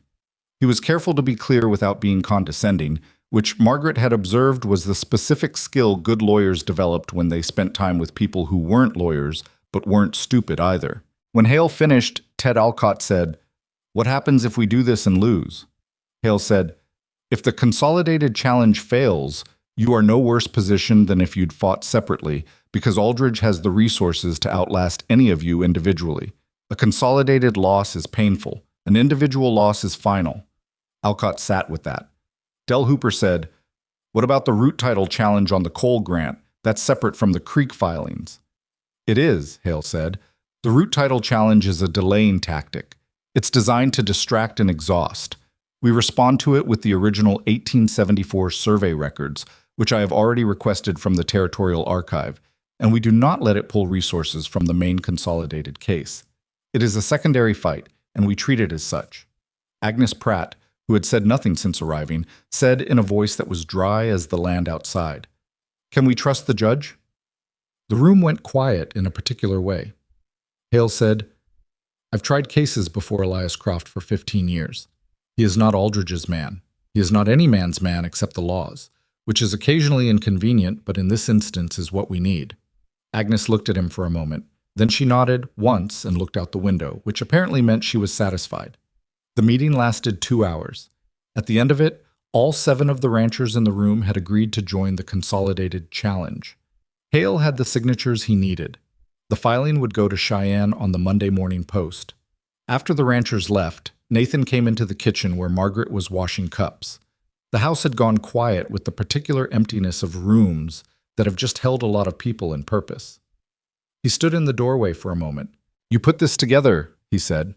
She kept her hands in the basin. "Hale put the legal case together. Hale built what you handed him." He came further into the kitchen and leaned against the work table in a way she hadn't seen him do before. Less formal, less held back. James's list. The Fenwicks. Getting Dawson to go to Alcott twice. He paused. The letter to Hale about the surveyor. Someone had to. It didn't have to be you. She looked at him then. "I was here," she said. "It was here. That's usually how it works." Nathan was quiet for a moment. He looked at his hands, the big, weathered hands of a man who'd worked land his whole life, and then back at her. "When I placed that ad," he said slowly, "I was looking for someone capable. I was honest about that." "You were." "I wasn't looking for—" He stopped, started again. "What I mean is that I think I was wrong about what capable looked like." She said nothing. Outside, James was visible in the yard, talking to Eli by the corral, gesturing at something with the animated energy of a 12-year-old explaining a thing that mattered to him. "I don't know how to do this well," Nathan said. "Saying things like this, I'm aware of that." "You're doing fine," she said. He looked at her, and the way he looked at her this time was different from the way he'd looked at her on the platform in Red Hollow when the train arrived and his face had done that settling thing. This was something with more attention in it, more honesty. "I'd like for you to stay," he said. "Not because the ranch needs managing, though it does, but because—" He stopped. The kitchen was very quiet. "Because I think I'd like to know you better than I do. And I've spent enough years not saying things that needed saying." She looked at him for a long, steady moment. He didn't look away. "All right," she said. It was not the most eloquent acceptance of anything, but it was honest, and she had learned that honest was the thing that lasted, and it was enough for both of them. She handed him a dish towel. "You can dry," she said. He took it. "I can dry," he agreed. The trouble came the following week, as trouble had a way of doing in the gap between the plan and the result. One of the smaller ranchers, Walt Yancey, the crossed column, who had not been at the Friday meeting and had not been invited because James's read on him had been cautious, sold his creek-adjacent parcel to Meridian Land and Water on Tuesday morning. The news reached the coal ranch by noon. Yancey had taken Aldridge's fair price, which was fair in the way a price is fair when you don't fully understand what you're selling. Margaret sat with the news for an hour before she understood what it changed. It didn't break the consolidated filing.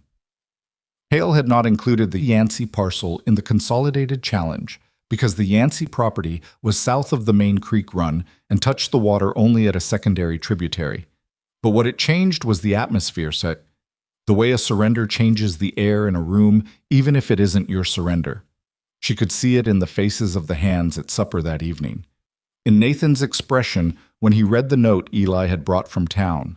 Aldridge would use it. She didn't need to wait to know that. He used it Thursday in the Red Hollow Courier, which was the county's weekly paper, and ran to 4 pages and was read by everyone in the valley, whether they subscribed or not. The piece was not an advertisement. It was presented as a news item, and it described the Yancey sale in terms that framed it as a sensible businessman's decision in the face of uncertain land values, and it included a quote from Douglas Aldridge, appearing in print for the first time in the entire affair, stating that Meridian Land and Water was prepared to offer fair purchase prices to any valley landowner seeking stability in a period of legal uncertainty. The last line of the piece noted that a consolidated legal challenge had been filed on behalf of several valley ranches, and described it as a lengthy and costly process with uncertain outcome. Nathan read the piece at breakfast and set the paper down and looked at the table. Dawson said, "That's going to scare people." "Yes," Nathan said. James said, "Can he do that? Just put things in the newspaper?" "He can print what he likes," Margaret said. She picked up the paper and read the piece again. "There are no false statements in here. Everything he's written is technically accurate. Walt Yancey did sell. The consolidated challenge will be lengthy. The outcome is uncertain." She set the paper down. "It's accurate in the way things can be accurate and still completely misleading." "What do we do?" Eli asked, which was still the question he asked her, and she still found it the most useful question in the room. She thought about it. About Aldridge's piece in the paper, which had been written to reach the people who hadn't been at the Friday meeting. The people who were afraid. The people who were weighing fair prices against long fights, and doing the math that people did when they were tired and didn't have enough margin for uncertainty. "We write our own piece," she said. Nathan looked at her. Not a legal filing, not a letter to a lawyer. She looked at Nathan, then at Dawson, then at Eli. A letter to the valley, from the ranchers in the consolidated filing, in plain language saying what's actually happening and why, and what the alternative to fighting looks like for everyone downstream of those water rights. She paused. "And we get it in the Courier before next Thursday." "The Courier's editor is Ed Macy," Nathan said. "He won't print something without checking it." "Good," she said. "We want him to check it. We want him to see the filing documents and the Meridian Incorporation records, and the Section 41 problem, and then decide what's accurate." "You think he'll print it?" She thought about Ed Macy, who she had met once in the dry goods store, and who had the look of a man who'd been running a small newspaper in a small town long enough to have strong feelings about people who used his pages as a business tool without calling it what it was. "I think he'll be angry about what Aldridge put in his paper," she said. "And I think angry and principled is a useful combination." Nathan was quiet for a moment. Then, "Who writes the letter?" "I'll draft it," she said. "You and Hale approve it. The signatures from all 7 ranchers in the consolidated filing go at the bottom." She paused. "And Agnes Pratt's name first, if she's willing. She's the oldest landholder in the valley, and people know it." Dawson made the sound he sometimes made that meant he'd been impressed by something and didn't plan to say so directly. "I'll ride to Pratt's place tomorrow," Nathan said. "Take James," Margaret said. Agnes Pratt responded well to James's name when Ruth Fenwick mentioned him. She knew his mother. Nathan looked at her steadily. "You have all of this in your head." "In the ledger," she said. "Mostly." He shook his head, not in disbelief, but in something that she was starting to recognize as a kind of rueful acknowledgement, the expression of a man getting used to being surprised in the same direction repeatedly. She drafted the letter that evening while the kitchen was quiet and James was asleep, and the lamp made its small circle of light on the work table. She wrote it the way she'd written to Hale, facts in useful order, but she wrote it for different readers, which meant it needed to be simpler and more direct, and to say the hard thing plainly, rather than building to it. The creek that runs through this valley is not a resource any single person should own. It belongs, in the practical sense that matters most, to everyone whose land and livelihood depends on it. The filings currently before the territorial court are not separate land disputes. They are a single plan, and the plan is to own the water. Once the water is owned, everything the water feeds is subject to terms set by the owner. She wrote the rest. She set it aside. She read it in the morning with fresh eyes and changed 4 things and left everything else. Nathan read it after breakfast and was quiet for a long time. Then he said, "This is the most honest thing I've read about what's happening here." It needs to be, she said. People make different decisions when they understand what they're actually deciding. Hale needs to see it before we take it to Macy. I've already sent a copy to Cheyenne with this morning's rider. Nathan looked at her. You sent it before I approved it. I sent it before you read it, she said. I knew you'd approve it. He opened his mouth, closed it. That's presumptuous, she said. Yes, I'm aware. The corner of his mouth moved. It was not quite a smile, but it was in that direction. Margaret. Nathan. He picked up the letter and looked at it again. Agnes Pratt is going to love this, he said. She had thought so too. Ed Macy ran the letter in the following Thursday's Courier. He ran it on the front page, which no one had asked him to do. He added an editor's note below it stating that the Courier had independently reviewed the territorial filing documents cited in the letter and that the factual claims made by the signing ranchers were, to the best of his ability to verify, accurate. Aldridge's response to this was not immediate, which was in some ways more unsettling than an immediate response. I was a patient man. She had known that from the beginning. Patience in an opponent was more difficult to work against than anger or urgency, because you couldn't predict the timing.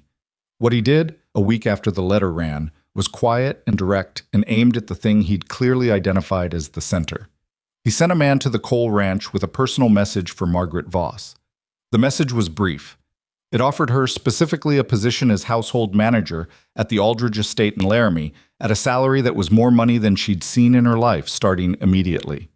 The messenger, a polite young man who had clearly been chosen for his ability to deliver uncomfortable things without flinching, said that Mr. Aldridge wished to express his respect for her organizational abilities and believed she would find the position more suited to her considerable talents than her current arrangement. She read the note twice. Then she looked at the messenger. Tell Mr. Aldridge I appreciate his assessment of my abilities, she said, and that I'm staying. The messenger nodded as if this was the answer he'd been told to expect. He rode away. She stood in the yard holding the note, and she understood what it had meant. Not as flattery, and not truly as a job offer. It was a test. Aldridge wanted to know if she could be moved, if she had a price, if the thing she'd built here was deep enough to stay built when someone showed her the door. She knew what she was standing in. It wasn't just a yard in Wyoming. She went back inside and started supper, because the evening meal was not going to make itself, and there were 7 people in this house who needed to eat, and that too was a form of staying. Nathan found the Aldridge note on the kitchen table that evening. She hadn't hidden it. She hadn't planned to show it to him either. It had simply been there when he came in, and he was the kind of man whose eyes moved across a room and registered what was in it before he said anything. He picked it up, read it, set it down. When did this come? He said. This afternoon. What did you tell the messenger? That I was staying. Nathan stood at the table with his hands at his sides and looked at the note for another moment. Then he looked at her. Something was working in his face. Not anger exactly, but something adjacent to it that had a different source. She understood, watching him, that he was angry on her behalf, which was different from anger at her, and the distinction mattered. He's trying to remove you from the board, Nathan said, like a piece in a game. Yes. Because you're the reason this is organized the way it is. Partly, she said. Hale is the legal reason. The ranchers who signed are the legal weight. I'm the... She paused, trying to find the honest word for it. Connective tissue. Nathan almost smiled at that. Then he didn't, because the note was still on the table and there were things to think about. He'll try something else, he said. This wasn't his last move. No. She picked up the note and folded it and put it in the ledger where she kept everything. But he's running out of moves that don't cost him more than they cost us. That's a different position than he was in 2 months ago. She said it because it was true, and because Nathan needed to hear the honest shape of where they stood, not a reassured version of it. The consolidated filing was strong.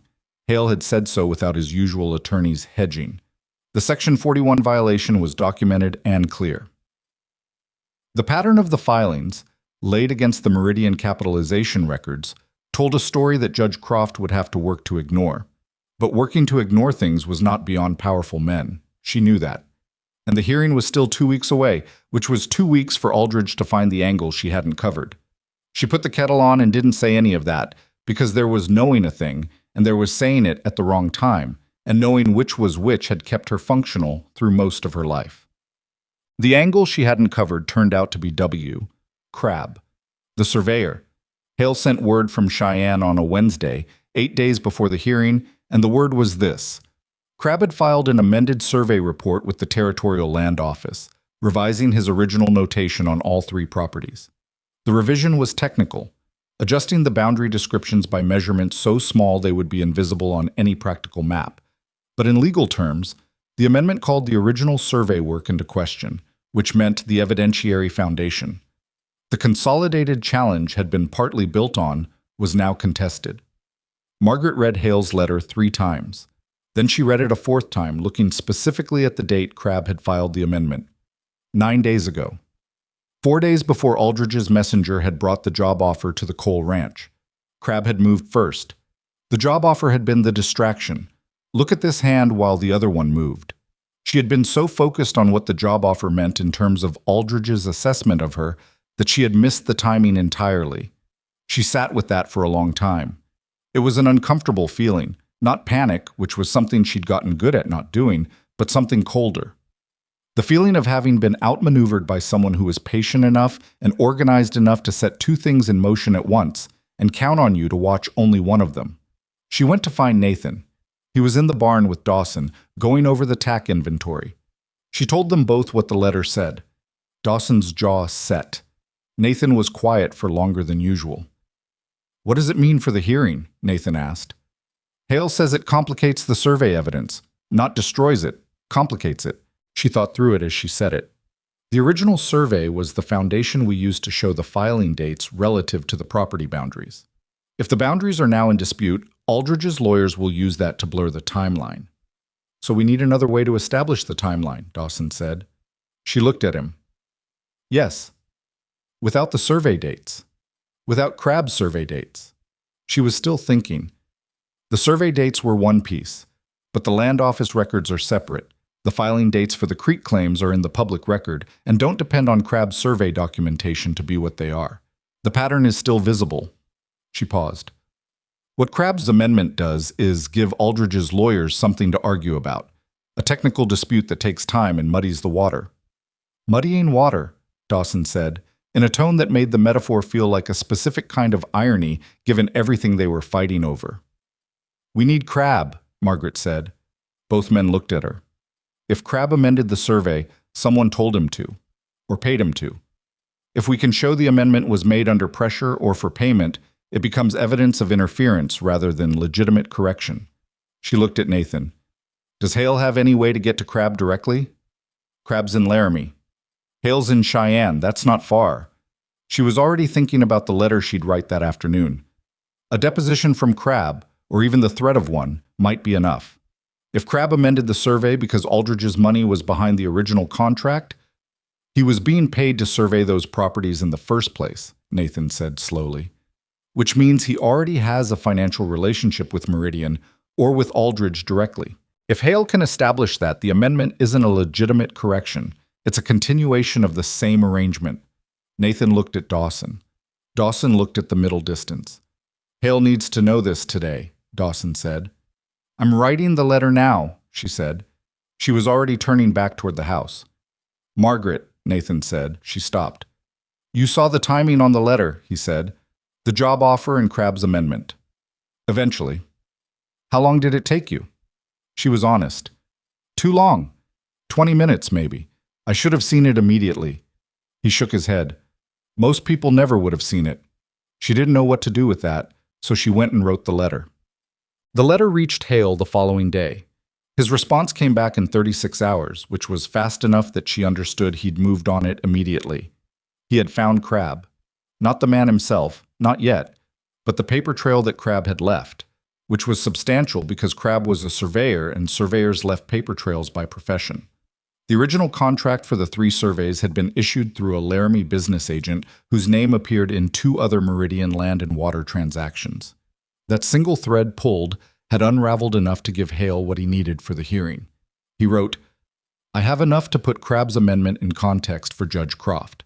Whether I can fully discredit it in the hearing depends on how Croft reads the chain of custody on the contracts, but the connection is documented, and I intend to use it aggressively." The amended survey is now our strongest piece of evidence, not theirs, because the amendment itself is the proof of interference. She read that last line to Nathan at the kitchen table. He sat back in his chair. He turned it around, Nathan said. Hale did, she said. Yes. James, who had been doing his schoolwork at the far end of the table and had clearly been listening to all of this for weeks, in the way children listen to things adults thought were over their heads, said without looking up, Does that mean we're going to win? Nathan looked at him. It means we have a good case. That's not the same as winning. No, Nathan said. It isn't. James nodded, absorbing this with the particular seriousness he'd developed over the past 2 months. The seriousness of a boy who had started paying attention to things and discovered that paying attention made the world more complicated, not less. He went back to his schoolwork. Margaret poured coffee. The kitchen was warm and the evening was coming down outside, and somewhere in the barn, Eli was working with Smoke, who by now went through gates without hesitation and had begun to follow Eli around the corral with the tentative affection of a horse that had decided to trust after deciding for a long time not to. She thought, this is what it was supposed to look like. Not perfect, not certain, but warm and occupied and building toward something, even when what it was building toward wasn't guaranteed. She thought about the woman who had stood on that train platform in Red Hollow 2 months ago with a single worn suitcase and the particular composure of someone who had spent a lifetime learning not to show what things cost her. She felt, in some complicated and hard-to-name way, both very close to that woman and very far from her. The hearing before Judge Croft in Cheyenne was set for a Thursday. Nathan left Tuesday with Hale, who had ridden back from Cheyenne specifically to accompany him, which was the kind of thing that told her Hale understood the stakes without needing to say so. Ruth Fenwick's husband George, back from his own weeks in Laramie, went with them. Ted Alcott went, which had not been certain until the morning itself, when he appeared at the Cole Ranch before dawn with Hector Sims and said, without greeting anyone, "We going or not?" They went. Margaret stayed at the ranch with Dawson and Eli and James, which was the right decision and still cost her something. She had put more work into this case than anyone would ever fully see, and the part where it was decided would happen in a room in Cheyenne that she wouldn't be in. That was simply the shape of it. She had understood that shape from the beginning, and she understood it now, and understanding didn't make it easier. It just made it something you worked alongside rather than against. Dawson, on the morning Nathan left, found her in the kitchen before anyone else was up and said, "He's going to tell you how it goes as soon as it's done." She looked up from the stove. "I know," she said. "I'm just saying." He poured his own coffee, which he never did. He always waited for her to pour it, and leaned against the work table in the way Nathan sometimes leaned there now. "You should know that what you did here, the letter to Macy, the thing with Pratt, getting Alcott to come to the table, none of that was nothing, even if it had been just that and nothing else." She looked at him. Cole Dawson, who had told her she'd brought nothing but herself off the train, who had called her a catalog bride within her hearing on the first day, who had ridden with her to the Fenwick place and said, "I can ride over tomorrow with the reluctance of someone doing right against their inclination." "Thank you, Cole," she said. She used his first name for the first time, and she saw him register it. He nodded, drank his coffee, left. The 3 days Nathan was gone were the longest of her time at the Cole Ranch. She worked, because working was the only container that held all the waiting. She baked bread. She finished the kitchen garden's winter preparation, which Eli helped with. She went over the accounts, which were in better shape than they'd been when she arrived. She had identified 3 areas of regular wastage in the supply ordering and corrected them over the past 2 months, and the difference was visible. She taught James to keep a basic ledger, which he took to with the same focused absorption he brought to everything once he'd decided it was worth his attention. On the second evening, Harriet Beaumont came. Not officially, she didn't knock or announce herself. She came around the back way, to the kitchen door, which was different from every previous visit. Margaret opened the door and Harriet stood there in the early dark with her coat on and an expression that was, for the first time, without any of its usual architecture. "I wanted to know if there was any word," she said. "Not yet. Thursday was the hearing. We may not hear until Friday at the earliest." Harriet nodded. She didn't leave. "Come in," Margaret said. Harriet came in and sat at the table and accepted coffee, and they sat across from each other in the kitchen that had been, 2 months ago, a room full of rust and rot and things left too long without care. "I've been thinking," Harriet said, "about how I came here the first time. With the basket." "You were protecting something that mattered to you," Margaret said. "I understood that." "I wasn't kind." "No. I thought you were—" Harriet stopped, started again with the care of a woman who'd decided to be honest and was finding honesty harder than she'd expected. "I thought Nathan needed someone from here, someone who knew this place and these people. I thought someone coming from outside without any of that." She looked at her coffee cup. "I thought it would go wrong." "It might have," Margaret said. "It could still." Harriet looked up. "I'm not from here," Margaret said. "I didn't know this land or these people or how anything worked. I made mistakes. I missed the timing on Crab's amendment for 20 minutes, and that was 20 minutes when Hale needed the information." She paused. "I don't think belonging somewhere is about where you started. I think it's about what you do when you get there." Harriet was quiet for a moment. "Eleanor used to say something like that," she said. "Not those words exactly." Her voice had something in it that was a kind of grief, the specific grief of people who had lost someone and kept finding them in the words of strangers. "She would have liked you, I think." "That's a kind thing to say." "It's a true thing." Harriet picked up her coffee. "It's harder for me to say kind things than true things. I've been told that." Margaret almost smiled. "I noticed." Something shifted on Harriet's face. Something that had been held tight for a long time releasing slightly, the way cold things did when they finally got near enough to warmth. They sat in the kitchen until the lamp needed trimming, talking about small things, and occasionally about larger ones. And by the time Harriet left, it was late enough that the ranch was entirely quiet, and the stars over Wyoming were the particular cold, bright stars of a November night. The telegraph message arrived Friday at noon. Eli brought it from town at a dead gallop, which told her everything she needed to know about its contents before she opened it. She read it once standing in the yard, and then went and sat down on the kitchen steps, because her legs decided that was the right thing. Section 41 violation sustained. Creek filings voided. Root title challenge dismissed with prejudice. Meridian Land and Water ordered to release all survey contracts for court review. Full ruling to follow by post. Coming home Saturday. N. She read it 3 more times. Then James came out of the house and she held it up, and he read it, and he made a sound she'd never heard from him before. Something halfway between a shout and a laugh. And he was 12 years old, and he ran back inside yelling for Eli, and she sat on the kitchen steps in the November sun and let herself be still for a minute. Just 1 minute. Then there was supper to start. Nathan and the men came back Saturday afternoon, road dusty and tired in the satisfied way of people who have finished something that mattered. Ted Alcott shook Nathan's hand in the yard and nodded at Margaret in a way that she had learned to read as his version of a more demonstrative gesture, and then rode back to his property. George Fenwick said he'd tell Ruth and that Ruth would want to come over sometime next week, and Margaret said she'd be glad of it. Hale stayed for supper. He sat at the kitchen table with the case papers organized in front of him and went through the ruling for Nathan point by point, the way lawyers did when they wanted you to understand the ground you were standing on. Margaret moved around the kitchen listening, asking 2 questions that Nathan hadn't thought to ask, receiving 2 answers that Hale gave directly without the slight delay men sometimes inserted when they were adjusting to a woman asking legal questions. After supper, when Hale had gone to the room they'd set up for him in the house, and the hands had gone to the bunkhouse, and James had finally been persuaded to go to bed after an evening in which his excitement had expressed itself in the form of being unable to stay in one place for more than 10 minutes, Nathan and Margaret were alone in the kitchen. She was washing the last of the supper things. He was at the table with a cup of coffee he'd been nursing for an hour. "Hale said something to me in Cheyenne," he said. She waited. "He said the letter you wrote to the Valley, the one Macy ran, was what held the coalition together when the hearing got difficult.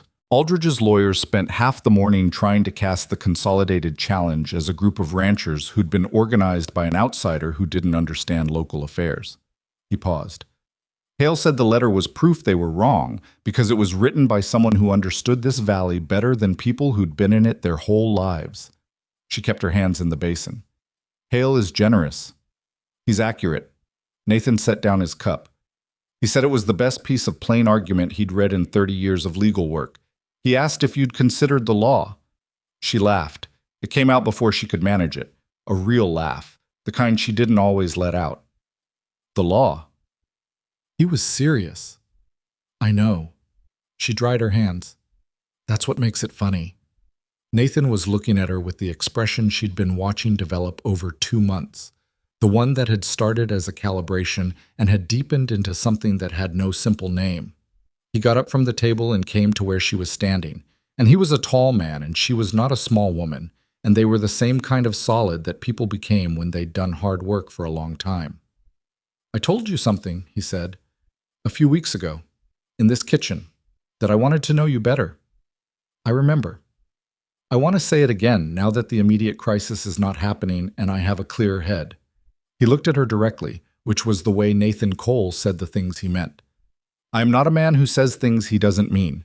And I am not asking because the ranch needs managing, because you were right that first night. You've been managing it and it's being managed. Nathan, I'm asking because I would like for you to be my wife, he said, properly. Because I think we are well suited in ways that I didn't expect and should have seen faster, and because James needs a person like you in his life, and so do I. She looked at him for a long moment. She thought about the train platform and the laughter from the fence, and the night she'd stood alone in a broken kitchen with nothing but a ledger and a decision about where to start. She thought about flour caked into a solid block and rusted pans, and a boy eating cornbread like someone who hadn't been given anything without being asked in a long time. She thought about Dawson saying, I can ride over tomorrow, and Ruth Fenwick's hands on the table, and Agnes Pratt's single nod, and Harriet Beaumont sitting in this kitchen late at night saying, Eleanor would have liked you.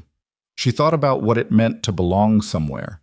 Not the version where belonging was something you were born into that was handed to you without effort because you arrived in the right form and the right place, and other people recognized you immediately as something familiar. That kind of belonging was real, but it was also, she had spent her whole life discovering, not the only kind. The other kind was the kind you built. Piece by piece, decision by decision, starting from a broken kitchen and working outward. The kind where belonging wasn't given but earned, not earned in the sense of proving yourself to people who'd already decided against you, but earned in the deeper sense of having put yourself into something until it became yours, until you became part of it, until the two things were no longer separable. Yes, she said, I'll marry you. Nathan let out a breath. She thought it might be the first time she'd seen him fully exhale in 2 months. Good, he said. She put the dish towel down. Was that your version of romantic? That was my version of honest, he said, which I thought you'd prefer. I do prefer it, she said. That's the problem. He laughed. She hadn't heard him laugh before. Not really, not free and unguarded. And it was a good sound in the kitchen at the end of a long few months, in the house that was not broken anymore. The winter came early that year and hard, which was Wyoming's version of normal. The creek ran cold and high through November and iced along the edges in December, and the valley ranches fed their cattle and checked their fences and lived the particular life of people who work land that doesn't negotiate. But the water moved freely where it was supposed to move, in the proportions that 12 years of established water rights said it should, and there were no new filings and no meridian land and water correspondence and no men arriving at the gate with legal notices. Douglas Aldrich did not disappear. Men like Aldrich didn't disappear. He restructured Meridian land and water under a different name and redirected his attention toward the southern part of the territory, which was someone else's problem. Ed Macy ran a piece about the hearing outcome in the Courier and about the Section 41 precedent it established, and the piece was picked up by 2 papers in Cheyenne. Hale sent a copy with a note that said simply, "Well done. Margaret and Nathan married in December, in a small ceremony at the ranch that contained the people it needed to contain and none of the people it didn't. Ruth Fenwick was there, and Agnes Pratt, and Dawson, who dressed in his best coat and was uncomfortable in it and stood straight anyway.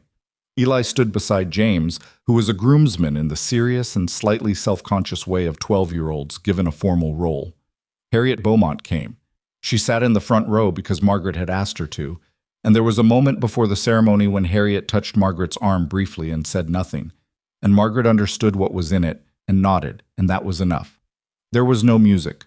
There was food afterward that Margaret had made herself, which was perhaps unusual but felt right. The kitchen was where she had started, and the kitchen was where she had rebuilt everything that mattered. And if the meal at her own wedding was a meal she'd cooked with her own hands, then that was a circle completed rather than a thing missing. James gave a toast. He had not been asked to. He simply stood up when the table went quiet after eating, with his cup raised, and said, "She fixed the stove," and then sat down. The room laughed, properly, easily, the laugh of people who knew the reference and knew what it meant and were glad of it. Nathan looked at his son and then at his wife, and he didn't say anything, which was his way. The following spring, a woman arrived on the noon train from Laramie. She was plain-looking and had a single bag and stood on the platform of a different town, not Red Hollow, but a small place 2 valleys over that had posted a matrimonial notice in the Laramie paper.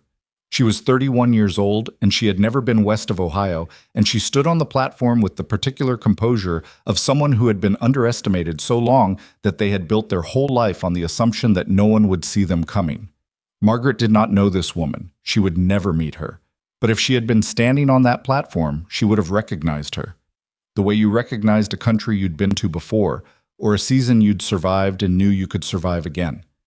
The particular set of the shoulders, the way the eyes moved, not searching for welcome, but assessing the territory, looking for the thing that was broken and could be fixed, the place to start.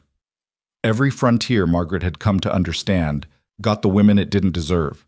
Women who arrived plain and practical and underestimated, carrying everything they owned in a single bag and everything they were in the particular way they stood on platforms in towns that hadn't learned to see them yet. Some of them broke. The land was hard. The loneliness was harder, and people could be hardest of all. But some of them built. They started in kitchens and worked outward. They fixed what was broken and fed what was hungry and listened when no one thought they were listening, and they understood things that people with more polish and better presentations overlooked. And in the end, the thing they built was not just a ranch or a home or a community, but a proof. A living, working, daily proof that the people everyone ignored were sometimes the people who changed everything. Margaret Cole. She was Margaret Cole now, which still surprised her sometimes when she wrote it. Stood in the kitchen of the ranch that had been rebuilt from nothing, and she looked at the window she'd reframed in the first week, the one with the glass that let in the morning light cleanly, and she thought about all of it. Not with sentiment, she had never been a woman given to sentiment, but with the particular honest reckoning of someone who looked at their own life clearly and found it, on balance, worth the cost. The stove heated evenly. The pantry held what it needed to hold. Outside, James was explaining something to Eli with the authority of a 13-year-old who had spent a winter learning how things worked and had opinions about it. Dawson was at the fence line doing what Dawson did, steadily and without fanfare, which was how all the essential things got done. Nathan would be back from the north pasture by noon. The creek ran where it was supposed to run. She put the kettle on. That was as it had always been, where you started. And from there, if you were willing to work and willing to see and willing to stay, from there, you built everything.